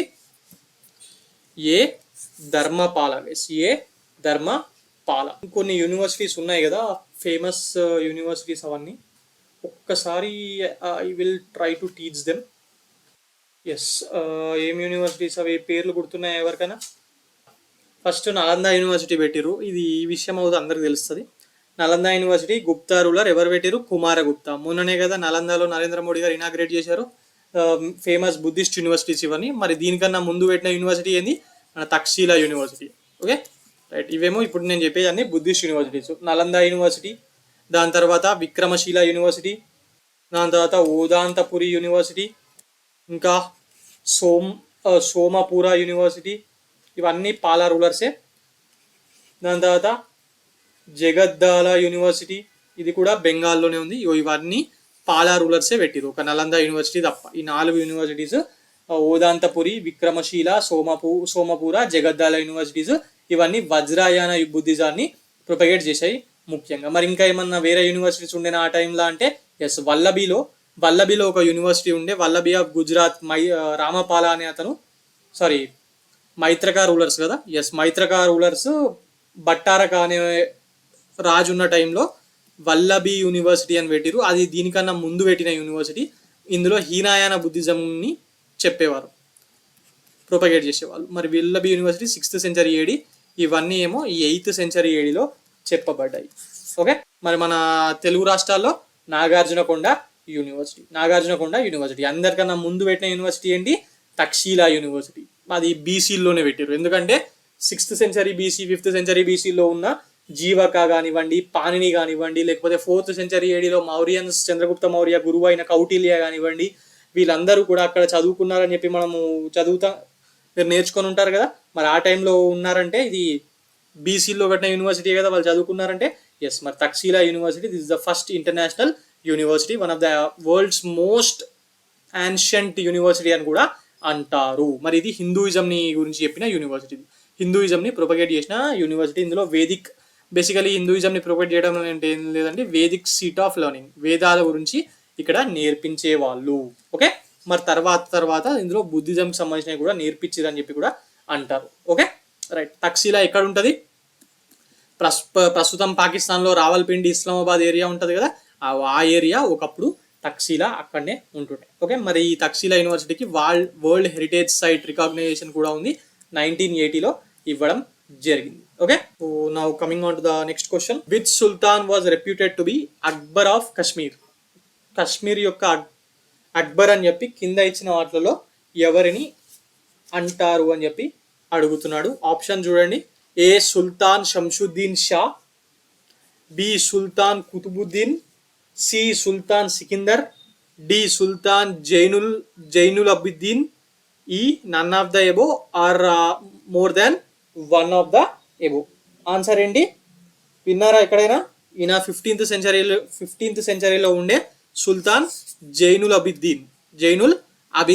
ఓకే, మరి ఈయనని సుల్తాన్ జైనుల్ అబిద్దీన్ ని అక్బర్ ఆఫ్ కశ్మీర్ అని చెప్పి అంటారు. ఓకే, ఈయన ఒరిజినల్ పేరు షాహీ ఖాన్. ఓకే, బేసికలీ ఎందుకు అంటారంటే ఈయన అక్బర్ లాగానే 50 ఏళ్ళ పాటు, అక్బర్ కూడా ఇండియా దగ్గర 50 ఏళ్ళ పాటు పాలించిండు కదా, మరి ఈయన కూడా కాశ్మీర్ని 50 years పాటు పాలించడం జరిగింది. మరి అలాగే ఆ ఒక్క రీజన్కి అనరు, ముఖ్యమైన రీజన్ ఏంటంటే he was also liberal. Like religious పాలసీలో అన్ని మతాలని రెస్పెక్ట్ చేయడము, ఇట్లా లిబరల్ ఉంటే, అలాగే కొత్త కొత్త విషయాలు నేర్చుకోవడము, ఆర్ట్ అండ్ ఆర్కిటెక్చర్ మీద ఇంట్రెస్ట్, ఏదైనా కట్టించడము కాశ్మీర్లో, అలాంటివన్నిటి వల్ల ఇది అక్బర్ ఆఫ్ కాశ్మీర్ అని చెప్పి పిలుస్తారు. Okay, Shahi Khan. Okay, right. Sultan Zainul Abidin or Shahi Khan. Okay, so now coming on to the next question, that is, who amongst the following wrote a book on artificial scientific equipment కి సంబంధించిన విషయాల మీద కింద నలుగురిలో ఎవరు పుస్తకం రాశారు అని చెప్పి అడుగుతున్నాడు. ఎవరు రాశారు? ఇందులో ఫేమస్ పుస్తకాలు రాసే అంతగా ఎవరున్నారు? బోజా, పరమార బోజా ఉన్నాడు కదా, పరమార కింగ్ బోజా. ఎస్, మరి ఆయన పరమార రాజవంశానికి చెందిన బోజా అనే కింగ్ ఆర్టిఫిషియల్ సైంటిఫిక్ ఎక్విప్మెంట్ గురించి రాసిండు. సో ఆ బుక్ పేరు సమరంగన సూత్రధార. ఇందులో ఆర్టిఫిషియల్ సైంటిఫిక్ ఎక్విప్మెంట్ గురించి ఉంటుంది, అలాగే ఆర్కిటెక్చర్ గురించి కూడా ఇందులో ఉండడం జరుగుతుంది. ఈయన ఇది ఒక్కటే కాదు, ఇంకా చాలా రాసిండు. మొత్తము 24 కావ్యాలు రాసిండు. All of them are in Sanskrit. అందులో కొంచెం 4-5 ఫేమస్, లైక్ రాజమార్తాండ, సిద్ధాంత సంగ్రహ, ఇలాంటివి కొంచెం ఫేమస్ ఉన్నాయి. ఒకసారి ఈయనకు సంబంధించినవి కూడా చూసుకోండి. ఈయన యుద్ధాలు లాంటి పెద్ద దాంట్లో ఫేమస్ కాకపోయినా ఈ కావ్యాలు ఇవన్నీ బాగా రాసిండు. 5 రాసిండు ఆర్కిటెక్చర్ మీద, అట్లా రాసిండు. అవి కూడా కొంచెం ఇంపార్టెంట్ అండి. Okay, right. So now coming on to the next question for today, that is consider the following statements. First statement ఏముంది? Rashtrakutas, Pratiharas and Palas continuously fought for more than 1 century. Yes, ఈ స్టేట్మెంట్ కరెక్టా?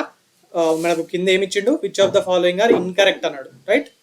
మరి ఇప్పుడు ఇక్కడ చెప్తున్న స్టేట్మెంట్, నేను first statement చెప్పిన కదా, అది కరెక్టా? 100% కరెక్ట్. ఎందుకు? ఇందాక చెప్పాను కదా, 3 రాజ్యవంశాలు ట్రైపాట్రేట్ స్ట్రగుల్లో భాగంగా మన కన్నౌజ్ పట్టణం కోసం కొట్టుకున్నాయని. ఎస్, మరి ఇది కరెక్టే కదా. మోర్ దాన్ 1 century, 100 ఏళ్ల పాటు వీళ్ళు దీనికోసం పోరాడారు. లాస్ట్కు కన్నౌజ్ పట్టణం మీద ఉన్న ఆశతోనే వీళ్ళ రాజ్యాలు అనేవి డిస్ట్రాయ్ అయిపోయినాయి. This fight is popularly known as tripartite struggle. ఇక్కడే చెప్పాను, ఇది కరెక్ట్ స్టేట్మెంటే. ఫస్ట్ కరెక్టే, సెకండ్ కరెక్టే, అండ్ కంట్రోల్ కన్నౌజ్. ఎస్, ఇది కూడా కరెక్టే.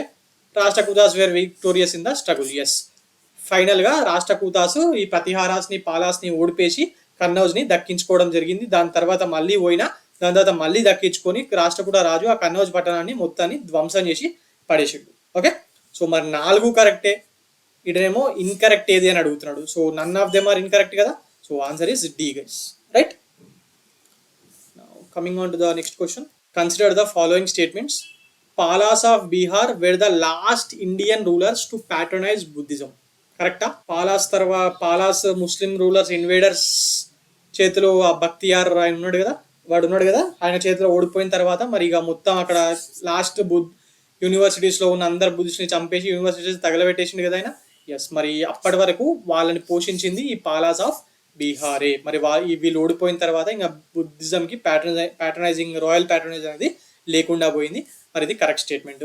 Mohammed Ghori's coins depict Mahalakshmi a Hindu goddesses. ఇది చాలా మంది మహమ్మద్ గోరీ పృథ్వీరాజ్ చౌహాన్ చంపేసిండు, మొత్తం మన రాజ్యాలను ఆక్రమించిండు, ఈయనెందుకు మహాలక్ష్మి అనే కాయిన్స్ మీద పెడతాడు అని చెప్పి తప్పు అనుకుంటారు, కానీ కరెక్ట్ అండి ఇది. Yes, Muhammad Ghori second battle of Tarain తర్వాత కొన్ని రోజుల తర్వాత రిలీజ్ చేసిన కాయిన్స్లో మహాలక్ష్మి, మన గాడెసెస్ మహాలక్ష్మి ఫోటో ఉండి, అలాగే పృథ్వీరాజ్ చౌహాన్ పేరు మరియు మహమ్మద్ గోరీ పేరు ఒకటే దగ్గర ఉంటుండే. మరి ఓడిపేసిన కొన్ని రోజులకే ఇవన్నీ రిలీజ్ అయినాయి. సో మరి దీన్ని బట్టి కొందరు హిస్టోరియన్స్ ఏమని చెప్తారంటే, మహమ్మద్ గోరీకి వ్యాసల్గా ఆర్ సామంతుడు ఇట్లా ఏదో ఆయన కింద కొన్ని రోజుల పాటు పృథ్వీరాజ్ చౌహాన్ ఉన్నట్టుగా కొందరు హిస్టోరియన్స్ అభిప్రాయపడడం జరిగింది. అవి ఎగ్జామ్లో కూడా కొన్నిసార్లు అడగడం కూడా జరిగింది. Okay, right. నో మరి ఇవి 2 కరెక్ట్ స్టేట్మెంట్సే. సో ఆన్సర్ ఏమవుతుంది? Which of the above statements are correct అంటే 1 and 2, సి బోత్ 1 and 2 కదా. ఎస్, ఇక్కడ పృథ్వీరాజ్ చౌహాన్ ఏంటి మహమ్మద్ గోరీ కింద ఉన్నాడా అలాంటి డెప్త్లోకి వెళ్ళకండి, మనకు అవసరం లేదు. అదంతా ఎగ్జామ్లో ఇస్తే పెట్టే అంతగా తెలిస్తే చాలు history. Okay, we can't say కదా, ఆ టైంలో కొందరు హిస్టోరియన్స్ అట్లా రాసి ఉండొచ్చు, కొందరు ఇట్లా రాసి ఉండొచ్చు. కాకపోతే మనకి ఎగ్జామ్లు ఇచ్చినప్పుడు అవునంటే అవును, కాదంటే కాదు, అక్కడ వరకే చూసుకోండి. Okay, which of the following statements of Alberuni is incorrect? Which of the following statements of Alberuni is correct? Alberuni తెలుసు కదా, ఇందాక చదువుకున్నాం ఆల్రెడీ. అల్బెరూనికి సంబంధించి మరి ఆయన ఇచ్చిన స్టేట్మెంట్స్లో ఇందులో ఏది కరెక్ట్ కాదు అని చెప్పి అంటున్నాడు. సో ఆప్షన్ ఏ చూడండి, ఆయన ఈ 4 స్టేట్మెంట్స్ ఇచ్చిండంట, మరి అందులో ఒక స్టేట్మెంట్ ఆయన చెప్పింది తప్పిచ్చారు ఇక్కడ, అందులో ఏది కనుక్కోండి అని చెప్పి అడుగుతున్నాడు. ఆప్షన్ చూడండి, Digambara Jains were treated as untouchables. Yes, ఇది అల్బెరూని అన్నాడు.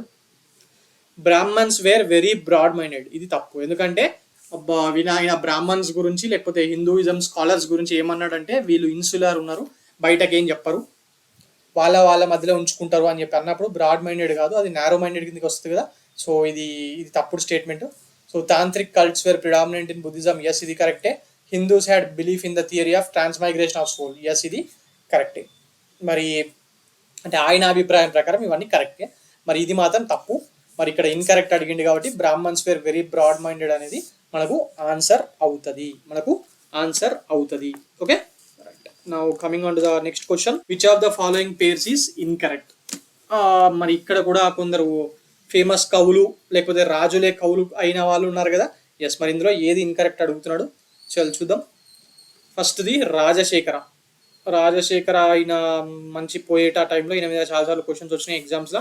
మరి రాజశేఖర రోట్ కర్పూర మంజరి అంటున్నాడు. మరి రాజశేఖర కర్పూర మంజరి రాసిండా? ఎస్, రాసిండు. మరి నేను ఇది ఒకటే పుస్తకాన్ని రాసిండా? లేదు కదా, ఇంకా కొన్ని పుస్తకాలు రాసిండు. కర్పూర మంజరితో పాటు కావ్యమీమాంస, భువనకోశ అండ్ హరివిలాస అనే పుస్తకాన్ని ఆయన రాయడం జరిగింది. ఈ 4 పుస్తకాలని ఈయన రాయడం జరిగింది. ఇంకొన్ని కూడా రాసి ఉంటాడు, బట్ ఇవి ఫేమస్. కర్పూర మంజరి, కావ్యమీమాంస, భువనకోశ, హరి విలాస. ఓకే, రైట్, ఇది కరెక్ట్ స్టేట్మెంటే. మనకి ఇన్కరెక్ట్ ఏది కదా అడిగింది. ఇక భోజ, ఇందాక మాట్లాడుకున్నాం కదా, పరమార భోజ ఈయన కింగ్ కానీ మంచి కవి అని చెప్పి చాలా పుస్తకాలు 24 కావ్యాలు రాసిండని చెప్పి మాట్లాడుకున్నాం కదా, పరమార భోజ. రైట్, మరి ఈయన రాసిన బుక్ సమరంగ సూత్రధార అంట, కరెక్టే కదా, ఇందాక దీని గురించి వచ్చింది కదా ఆల్రెడీ. ఎస్, మరి ఇందులో ఈయన ఆర్కిటెక్చర్ గురించి కూడా చెప్పాడని చెప్పాను కదా. ఎస్, ఇది కరెక్టే. మరి ఇక ధనుంజయ, దశరూప. ఎస్, ఇది కరెక్టే. ఇక మిగిలింది ఎవరు? ఇదే తప్ప ఉండాలా. ఎస్, హేమచంద్ర చాలా సార్లు చదువుంటారు. ఎక్కడ చదువుతారు? జైనిజం దగ్గర, చంద్రగుప్త మౌర్య దగ్గర చదువుతారు. ఎందుకంటే ఆయన రాసిన పరిష్ట పర్వన్ ఏదైనా ఒకటే, ఆయన రాసిన బుక్ ద్వారానే కదా మనకు తెలిసేది. చంద్రగుప్త మౌర్య జైనిజం ఫాలో అయ్యి శ్రావణ బెలగోలకు వెళ్ళిపోయి అక్కడ సల్లేఖనాథం తీసుకొని చనిపోతాడని చెప్పి. ఎస్, మరి అందులోనే ఉంది కదా ఇది. మరి ఆ హేమచంద్ర హరివిలాస రాయలేదు. హరివిలాస రాసింది ఎవరని చెప్పాను ఆల్రెడీ, పైన చెప్పుకున్నాం కదా. ఆయన రాసింది హరివిలాస రాసింది రాజశేఖర. మరి హేమచంద్ర ఏం రాసిండు? 12th century ADలో రాసిండు. ఇది Parishta Parvan. Basically is a Jain scholar. మరి ఇది మాత్రమే కాకుండా మరి జైన్ స్కాలర్ కాబట్టి నైమినాథ జైన్ తీర్థంకర ఉన్నాడు కదా, దానికి సంబంధించిన నైమినాథ చరిత, అలాగే సిద్ధ హేమచంద్ర అనే పుస్తకాన్ని కూడా ఈయన రాయడం జరిగింది. ఓకే, సిద్ధ హేమచంద్ర అనే పుస్తకాన్ని కూడా రాయడం జరిగింది. ఓకే, ఐ హోప్ మీకు అర్థమవుతుందని అనుకుంటున్నాను. ఇవి మాత్రమే కాకుండా వేరే కూడా ఎందుకు చెప్తున్నానంటే, రేపు ప్రొద్దున రాజశేఖర దగ్గర కర్పూర మంజరి ఇవ్వకుండా భువనకోశ ఇస్తే అందుకే చెప్తున్నాను. Okay, right. Now coming on to the next question, which of the following monuments built in 11th century were recognized by UNESCO as World Heritage Sites? ఈ యునెస్కో వాళ్ళ world heritage sites, intangible world heritage sites, వీటి మీద చాలాసార్లు questions వస్తున్నాయండి. చాలా సార్లు questions వస్తున్నాయి. ఇండియాలో చాలా యునెస్కో వరల్డ్ హెరిటేజ్ సైట్స్ ఉన్నాయి కదా, అవి ఒక పని చేస్తాను, లేకపోతే నేను యునెస్కో వాళ్ళ రికగ్నైజేషన్ ఉన్న వరల్డ్ హెరిటేజ్ సైట్స్ ఉన్నాయి కదా, and intangible world heritage sites ఉన్నాయి కదా, వాటి మీద ఒక సపరేట్ సెషన్ తీసుకుంటాను. ఎందుకంటే ఇది వెరీ ఇంపార్టెంట్. చాలాసార్లు మీకు ఎగ్జామ్లో వస్తుంది. ఈ స్టేట్మెంట్ ఎక్కడో ఒక దాని మీద ఇచ్చి కింద 4 స్టేట్మెంట్లలో ఒక దగ్గర ఇది యునెస్కో వరల్డ్ హెరిటేజ్ సైట్ ఈ ఇయర్లో వచ్చింది, లేకపోతే ఉంది, లేకపోతే లేదు, ఆ క్వశ్చన్స్ వస్తున్నాయి.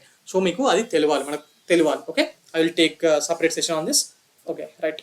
Now coming on to the question, which of the following monuments built in 11th century were recognized by UNESCO in the World Heritage Sites? ఇవన్నీ ఎర్లీ మెడివల్ టైమ్స్లోనే కదా కట్టినాయి. రాణికి వావ్ రాణికి వావ్ రాణి ఉదయమతి కట్టించింది. చాలా బాగుంటుంది. మొన్న ఈ మధ్యనే 2014లో దీనికి వరల్డ్ హెరిటేజ్ సైట్ స్టేటస్ వచ్చింది. మన ఇండియన్ రూపీ నోట్ మీద కూడా 20 రూపీస్ నోట్ అనుకుంటా, మేబీ ఏదో ఒక నోట్ మీద ఈ రాణికి వావ్ ఫోటో కూడా వేసిరు అప్పుడు. Okay right. మరి దీనికి వరల్డ్ హెరిటేజ్ సైట్ ఉంది. ఇక ఖజురాహో టెంపుల్స్ పోతే ఖచ్చితంగా ఉంటుంది. కాంద్రియ మహాదేవ టెంపుల్, లక్ష్మణ టెంపుల్, చిత్రగుప్త టెంపుల్ ఇవన్నీ ఉన్నాయి కదా. ఎస్, అలాగే ఇది హిందూ టెంపుల్స్ మరియు జైన్ టెంపుల్స్ రెండు కలిసి ఉంటాయి. మరి దీనికి కూడా వరల్డ్ హెరిటేజ్ సైట్ గుర్తింపు ఉంది. ఎప్పుడో వచ్చింది, 1980sలోనే వచ్చినట్టుంది. ఇక హంపి టెంపుల్స్, ఎస్ వీటికి కూడా ఉంది. Hampi monuments, Hampi group of monuments అని చెప్పి ఆ హంపిలో విజయనగర సామ్రాజ్యం టైంలో కట్టించిన టెంపుల్స్తో పాటు ఇంకా కొన్ని వేరే వస్తువులకు కూడా ఇచ్చారు కదా. ఎస్, మరి ఇది కూడా కరెక్టే. ఇక బృహదేశ్వర టెంపుల్ ఎట్ తాంజూర్, చోళులు కట్టించారు కదా. ఆ చోళ మాన్యుమెంట్స్కి కూడా వరల్డ్ హెరిటేజ్ సైట్ గుర్తింపు ఉంది కదా. ఎస్, మరి బృహదేశ్వర టెంపుల్ రాజరాజ 1 ఆర్ రాజేంద్ర 1 ఆ టైంలో కట్టించిన టెంపుల్ ఇది. రాజరాజ 1 కట్టించిండు. సో 4కి ఉన్నాయి వరల్డ్ హెరిటేజ్ సైట్. మరి మన తెలంగాణలో రామప్ప టెంపుల్ మొన్ననే వచ్చింది కదా. ఎస్, అంటే మొన్న అంటే లాస్ట్ తెలంగాణ ఇండియా నుంచి వచ్చిన లాస్ట్ వరల్డ్ హెరిటేజ్ సైట్ గుర్తింపు ఉన్న దాంట్లో ఇది one of the last one. Okay right. So answer ఏమవుతుంది? All of the above. Lepakshi కోసం కూడా ట్రై చేస్తున్నారు మన అనంతపురం జిల్లాలో ఉండే లేపాక్షి కోసము, అది ఇంకా పోయినట్టు లేదు. Okay right. Now coming on to the next question. Consider the following statements. 1. Al-Biruni translated Brihad Samhita into Persian. చేసిండా? అల్బెరూని చాలా బుక్స్ని సాంస్క్రితం నేర్చుకొని చాలా బుక్స్ని మరి పర్షియన్లోకి ట్రాన్స్లేట్ చేసాడని చెప్పాను కదా. ఎస్, బట్ ఆయన బృహత్ సంహితని మాత్రం చేయలేదు, వేరే పుస్తకాలు చేసిండు. ఏం చెప్పినా మహాభ్యాస, పతాంజలి రాసిన మహాభ్యాసాన్ని చేసిండు, కానీ బృహత్ సంహితని మాత్రం చేయలేదు. వరాహమేరుడి బృహత్ సంహిత, ఎన్సైక్లోపీడియా ఆఫ్ ఇండియన్ సైన్సెస్ అంటాం కదా ఈ బృహత్ సంహితని, మరి దీన్నేమి ఆయన చేయలేదు. చూసిరా క్వశ్చన్ ఎంత టఫ్గా ఉందో. జనరల్గా ఏ పుస్తకాలు అని చెప్పి ఎవరికి గుర్తుండదు. అల్బెరూని మస్తు పుస్తకాలని పర్షియన్లో ట్రాన్స్లేట్ చేసిండు కదా, ఇది కూడా వేసి ఉంటాడని చెప్పి పెట్టేస్తాం, అవునా. ఎస్, అందుకే ఇట్లా టఫ్ క్వశ్చన్స్ ఇస్తారు ఎగ్జామ్స్లో. ఓకే, చిన్న చిన్న స్టేట్మెంటే. మొన్న టీజీపీఎస్సీలో కూడా ఇండియన్ ఒపీనియన్ అనేది అదొక news paper, Mahatma Gandhi south ఆఫ్రికాలో నడిపిన న్యూస్ పేపర్. కాకపోతే ఏమి ఇచ్చిండు, ఇండియన్ ఒపీనియన్ ఏ బుక్ అని చెప్పించి స్టేట్మెంట్ రాసిండు. చాలా మంది ఇండియన్ ఒపీనియన్ చదివినా కానీ కరెక్ట్ పెట్టేసారు, కానీ తప్పు, ఎందుకంటే ఇండియన్ ఒపీనియన్ అయితే న్యూస్ పేపర్. ఓకే, అట్లా చిన్న చిన్న. ఇంకోటి మన సైన్స్ అండ్ టెక్నాలజీలో ఎంఐఆర్వి టెక్నాలజీ గురించి, మల్టిపుల్ ఇండిపెండెంట్లీ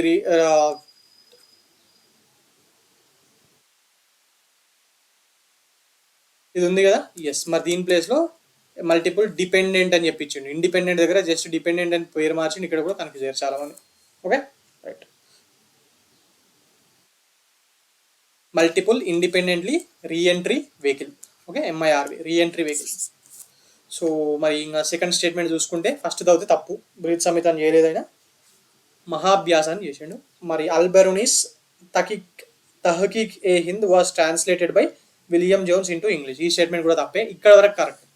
అల్బెరూని ఈ బుక్ రాసిండు అనేది నిజమే, తహకీక్ ఏ హింద్ అని. మరి దాన్ని విలియం జోన్స్ ఇంగ్లీష్లోకి ట్రాన్స్లేషన్ చేసిండు అనేది తప్పు. ఎస్, విలియం జోన్స్ చాలా పుస్తకాలని, ఇండియాలో ఉన్న పుస్తకాలని, ఇండియా మీద రాయబడ్డ పుస్తకాలని ట్రాన్స్లేట్ చేసిండు. ఈయననే ఏషియాటిక్ సొసైటీ ఆఫ్ బెంగాల్ని స్థాపించింది కూడా విలియం జోన్సే 1784లో. మరి ఆయన ముఖ్యంగా సాంస్క్రిట్ పుస్తకాలని లేకపోతే హిందీలో ఉన్న పుస్తకాలని ట్రాన్స్లేట్ చేసిండు, ఇట్లా పర్షియన్లో ఉన్న పుస్తకాలని చెయ్యలేదు. మరి ఈయన విలియం జోన్స్ ట్రాన్స్లేట్ చేసిన ప్రముఖమైన పుస్తకాలు ఏంటి గైస్? ఫస్ట్ కాళిదాసుడు రాసిన అభిజ్ఞాన శాకుంతలం, అభిజ్ఞాన శాకుంతలం దీన్ని సాంస్క్రిట్ నుంచి ఇంగ్లీష్లోకి ట్రాన్స్లేట్ చేసిండు. మరిగా మనుస్మృతి, మన మను రాసిన లా బుక్ మనుస్మృతిని కూడా ట్రాన్స్లేట్ చేసిండు. అది కాకుండా గీతా గోవింద అనే పుస్తకాన్ని కూడా ట్రాన్స్లేట్ చేయడం జరిగింది. ఇదేమో హిందీ టు ఇంగ్లీష్, ఇది హిందీ టు ఇంగ్లీష్, పైన రెండేమో సాంస్క్రిట్ టు ఇంగ్లీష్, ఇట్లా చేసిండు. బట్ ఈ స్టేట్మెంట్ మాత్రం తప్పు. సో రెండు తప్పే కాబట్టి మనకు ఆన్సర్ ఏమవుతుంది? Neither 1 nor 2. Okay, so coming on to the next question. Match the following by using the codes given below. ఒక దిక్కు ఆథర్ ఇచ్చిండు, ఇంకొక దిక్కు వాళ్ళు రాసిన పుస్తకాలు ఇచ్చిండు. సో చూస్తే ఈజీ ఎవరున్నారు, అల్బెరూని. మళ్ళీ అల్బెరూని రాసిన ఫేమస్ బుక్ ఏంది, కితాబుల్ హింద్ కదా. ఎస్, ఇది ఇక్కడ లింక్ పెట్టేసేయండి, అల్బెరూని కితాబుల్ హింద్. ఓకే, ఇంకొక ఫేమస్ ఎవరు, ఇబాన్ బటూటా. ఇబాన్ బటూటా కూడా ఫేమసే కదా. సో మరి ఈయన ఏం రాసిండు, కితాబుల్ రెహ్లా ఆర్ రిస్లా కూడా అంటారు అక్కడక్కడ. కితాబుల్ రెహ్లా ఆర్ కితాబుల్ రెస్లా రాసిండు. మరి ఇక మిగిలిన ఎవరు, అబూబకరు, ఫిర్దౌసి. రైట్. సో మరి అబూబకర్ ఏం రాసిండు, చానామా కదా. ఎస్, మరి ఫిర్దౌసి షానామా. రైట్. సో ఆన్సర్ ఏమవుతుంది, A2, B3, C4, D1. 2, 3, 4, 1 ఎక్కడుంది, option D. Option D is the correct statement guys. Okay, sorry, correct answer guys. Now coming on to the next question. Match the following by using the codes given below. ఆ టైంలో north Indian Rajputs చాలా temples కట్టించారు కదా, మరి అందుకే ఇవి చాలా ఊరుకే వస్తున్నాయి. సో రాణికి వావ్ ఇందాక చెప్పాను, పఠాన్, రాణి ఉదయమతి అని చెప్పాను కదా. ఎస్, మరి విమల్ వసాయి టెంపుల్, ఇది మౌంట్ అబూ మీద ఉన్న మౌంట్ అబూ టెంపుల్స్ అంటాం కదా, అందులో 2 టెంపుల్స్ ఫేమస్ ఉంటాయి, అందులో ఒక టెంపుల్ ఇది. మరి మౌంట్ అబూ అంటే ఏం చెప్పాలి మనం, మౌంట్ అబూ ఎక్కడుంది, Dilwara Jain temples of mount Abu అంటాం కదా. ఎస్, మరి విమల్ షాహి దేని కిందకి వస్తుంది, విమల్ షాహి టెంపుల్. అప్పటి ఈ భీమా వన్ యొక్క మినిస్టర్ అయిన విమల్ షా ఇప్పుడు ఈ టెంపుల్ని కట్టించడం జరిగింది, విమల్ వసాయి టెంపుల్ దిల్వారా. మరి ఇంకొక టెంపుల్ ఏంది, ఇంకోటేమో Luna Vasahi temple. 2 temples famous ఉంటాయి, ఒకటేమో విమల్ వసాయి టెంపుల్, ఇంకొకటేమో లూనా వసాయి టెంపుల్. అదేమో ఫస్ట్ది విమల్ వసాయి భీమా 1 టైంలో కట్టిస్తే, మరి లూనా వసాయి ఏమో భీమా 2 టైంలో కట్టించారు. బేసిక్గా వీళ్ళ ఈ ఏమంటారు సోలాంకీస్ హిందూ రాజులే, కానీ వాళ్ళ టైంలో జైన్ మినిస్టర్స్ ఎక్కువ మంది ఉంటుండే, వాళ్ళు ఈ టెంపుల్స్ని కట్టించడం జరిగింది. ఓకే, జైన్ టెంపుల్స్లో ఈ మౌంట్ అబూ మీద ఉన్న దిల్వారా జైన్ టెంపుల్స్ అనేది చాలా చాలా ఫేమస్ అండి. Okay, so Vimal Vasahi temple ఒకటి, లూనా వసాయి టెంపుల్ ఒకటి. Okay, right. విమల్ వసాయి ఏమో ఫస్ట్ తీర్థంకర అయిన లార్డ్ రిషభనాథ కోసం కడితే, మరి లూనా వసాయి ఏమో 22వ తీర్థంకర అయిన లార్డ్ నేమినాథ కోసం కట్టిరు. ఇంకో ఇంపార్టెంట్ పాయింట్స్ ఏంటంటే దిల్వారా టెంపుల్స్ అన్నీ కూడా మార్బుల్ స్టోన్ వాడి కట్టడం జరిగింది, అండ్ అందులో కార్వింగ్స్ అన్నీ ఎక్సలెంట్గా ఉంటాయి. Okay, right. రాణికి వావ్ పఠాన్ అన్నాను చెప్పాను, queen Udayamati. Yes, 11th century ఏడిలో క్వీన్ ఉదయమతి మరి ఆయన భర్త అయిన భీమా 1కి గుర్తుగా దీన్ని కట్టించడం జరిగింది. దీనికి యునెస్కో వరల్డ్ హెరిటేజ్ సైట్ గుర్తింపు కూడా వచ్చింది. ఓకే, ఇక మిగిలిన 2 ఏమున్నాయి, సరస్వతి టెంపుల్, లక్ష్మణ టెంపుల్. లక్ష్మణ టెంపుల్ అయితే ఖజురహో, మనం చాలాసార్లు మాట్లాడుకున్నాం. కాంద్రియ మహాదేవ టెంపుల్, ఖజురహో లక్ష్మణ టెంపుల్, చిత్రగుప్త టెంపుల్, ఇవన్నీ ఖజురహోలో కట్టినాయి. ఇక మిగిలింది సరస్వతి టెంపుల్ కాబట్టి ఇది Bhojpur. Okay, right. So options చూడండి ఏమవుతాయి, A3, B4, C1, D2. 3, 4, 1, 2 ఎక్కడ ఉంది, option B is the correct answer. Okay, right. Coming on to the next question, consider the following statements.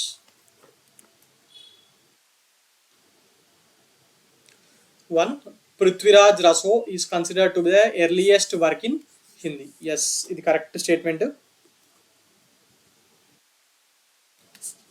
చానామా deals with the history of Punjab అంటే ఇది కరెక్టా, ఇది తప్పండి. ఎందుకంటే చానామాలో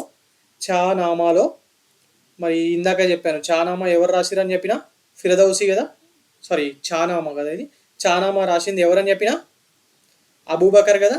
ఎస్, మరి అబూబకర్ చానామాలో హిస్టరీ ఆఫ్ పంజాబ్ గురించి డిస్కస్ చేయలేదు, ఈ discussed about the history of Sindh. దాహిర్ అనే కింగ్ ఉంటాడు, ఆ దాహిర్ అనే కింగ్ని ముస్లిం మహమ్మద్ బిన్ కాసిం వచ్చి ఓడిపేస్తాడు. మరి దానికి ఎందుకు అసలు యుద్ధానికి ఎందుకు వస్తాడు, దాని రీజన్ ఏంది, అవన్నీ కూడా దీంట్లో చెప్పడం జరిగింది. అలాగే ఇంకా సింధ్ చరిత్రకు సంబంధించిన విషయాల గురించి కూడా అందులో చెప్పడం జరిగింది Abu Bakr. Okay, so second statement తప్పు, మరి ఫస్ట్ స్టేట్మెంట్ కరెక్ట్ కదా. సో ఆన్సర్ ఏంటి, A1 ఓన్లీ. పృథ్వీరాజ్ రసో ఎవరు రాశారు గైస్, నాకు ఇది కామెంట్ సెక్షన్లో చెప్పండి ఎవరు రాసిరో. ఫేమస్ ఆయన, మొన్న పృథ్వీరాజ్ సినిమా వచ్చింది కదా, పృథ్వీరాజ్ చౌహాన్. ఎస్, అందులో కూడా ఆ క్యారెక్టర్ ఉంటుంది, ఎప్పుడు పక్కకే ఉంటుంది. ఐ హోప్ మన సోను సూద్ క్యారెక్టర్ వేసిండు ఆ సినిమా, ఒకసారి చూడండి. Okay, yes. Now coming on to the next question. Match the following by using the codes given below. ఒకదికేమో జైన్ స్కాలర్స్ పేరు ఇచ్చిండు, ఇంకోదికేమో వాళ్ళు చేసిన వర్క్స్ ఇచ్చిండు. వీళ్ళందరూ కూడా ఆ ఎర్లీ మెడివల్ పీరియడ్ టైంలో కొందరు రాజ్పుట్స్ దగ్గర, కొందరేమో మన రాష్ట్రకూటుల దగ్గర ఉన్నారు. వాళ్ళ కోర్ట్ పోయిట్స్. ఇక అమోఘ వర్ష అవుతే ఆయనే కింగ్ కమ్ పోయిట్. ఈయన రాసిన బుక్కే ఫస్ట్ కన్నడ బుక్. ఓకే, కన్నడలో రాసిన ఫస్ట్ బుక్ ఈయన రాసింది. First now coming on to the options. Jinasena ఏం రాసిండు? జినసేన రోట్ ఆది పురాణ. మరి ఇక అమోఘ వర్షుడు ఏం రాసిండు? ఈయన రత్నమాలిక రాసిండు. మరి శక్తాయాన ఈయనేమో అమోఘ వృత్తి రాయడం జరిగింది. మరి మహావీరాచార్య గణిత సార సంగ్రహ రాయడం జరిగింది. ఓకే, ఇది ఒక్కసారి చూసుకోండి, ఎందుకంటే ఇది ఒకసారి ఎగ్జామ్లో క్వశ్చన్ వచ్చింది. మరి మళ్ళీ కూడా అడగచ్చు. సో ఒకసారి చూడండి ఆన్సర్ ఏమవుతుంది. మరి A2 B1 C3 D4 2 1 3 4. Yes, option A is the correct answer. Okay, right. Now coming on to the next question. Which of the following was not the reason for the decline of external trade in early medieval పీరియడ్కి వచ్చేసరికి మెల్లమెల్లగా Guptas time నుంచే Indian trade అనేది Roman ఎంపైర్తో పడిపోవడం జరుగుతుంది కదా. Yes, మరి రోమన్ ఎంపైర్ కొన్నంతగా సౌత్ ఈస్ట్ ఏషియన్ నేషన్స్ కొనలేవు కదా. ఎస్, మరి ఆటోమేటిక్గా మెల్లమెల్లగా ట్రేడ్ అనేది తగ్గుతుంది. సో మరి which of the following was not the reason అన్నాడు. అదేందో చూద్దాం. Decline of Roman empire is the reason and taboo of Indians on going to sea voyages అనేది స్టార్టింగ్లో లేకుండే, కానీ తర్వాత ఇది ఉట్కొచ్చింది కదా. ఎస్, మరి ఇది కూడా ఒక రీజనే. మరి డిక్లైనింగ్ స్కిల్స్ ఆఫ్ ఆర్టిజన్స్ ఇదేం రీజన్ కాదు, ఎందుకంటే మన స్కిల్స్ పెరిగినాయి తప్పితే కొత్తగా ఏం తగ్గలేదు మెడివల్ ఇండియా వరకు చూసుకుంటే. Okay, emergence of feudalism. ఈ ఫ్యూడలిజం ద్వారా జనాల్ని పీల్చుక తినడము, ట్యాక్సులు మొత్తం అదే చేయడం వల్ల జనాలు విరక్తి చెందిరు. మరి అది కూడా కరెక్టే. మరి డిక్లైనింగ్ స్కిల్స్ ఆఫ్ ఆర్టిషియన్స్ అనేది తప్పుడు స్టేట్మెంట్. మరి అందువల్ల ఇది కరెక్ట్ అవుతుంది. అంటే మీకు రోమన్ ఎంపైర్లో మనం సిల్క్ పంపించేటోళ్ళం. ఆ సిల్క్ వామ్ రియరింగ్ని అక్కడ వాళ్ళు నేర్చుకున్నారు. మన వాళ్ళు చేయడం తగ్గిపోయిందో లేకపోతే మన వాళ్ళు ఏదో నేర్చుకోలేదని కాదు. ఫస్ట్ మన వాళ్ళు నేర్చుకున్నారు, ట్రేడ్ చేసేటోళ్ళు. దాని తర్వాత వాళ్ళు కూడా నేర్చుకునేసరికి కొనడం బంద్ చేశారు. ప్లస్ రోమన్ ఎంపైర్ కూడా పడిపోయింది కదా, రిచ్ రోమన్ ఎంపైర్ పడిపోయింది అప్పటికి. సో అవి రీజన్స్. మరి డిక్లైనింగ్ స్కిల్స్ ఆఫ్ ఆర్టిజన్స్ అనేది రీజన్ కాదు. మన చేతి వృత్తుల వాళ్ళ నైపుణ్యాలు అనేటివి యాన్షియంట్ ఇండియా టైంలో, మెడివల్ ఇండియా టైంలో చాలా గట్టిగా ఉంటుండే. ఎప్పుడైతే యూరోపియన్స్ ఎంటర్ అయ్యారో దాని తర్వాత పడిపోవడం జరిగింది. Okay, right. సో ఇవండి రాజ్పుట్ డైనాసిటీస్ మరియు ట్రైపాట్రిడ్ స్ట్రగుల్కి సంబంధించిన విషయం మీద ఫ్రీక్వెంట్గా అడిగిన previous year questions. I hope మీకు క్లాస్ నచ్చిందని అనుకుంటున్నాను. So if you like the class please వీడియోకి లైక్ కొట్టండి. అలాగే do subscribe our channel T1 academy. Thank you. మరి దీని తర్వాత మనము ఇలాగే టాపిక్ వైజ్ క్లాసెస్ని కంటిన్యూ చేస్తాం. ఓకే.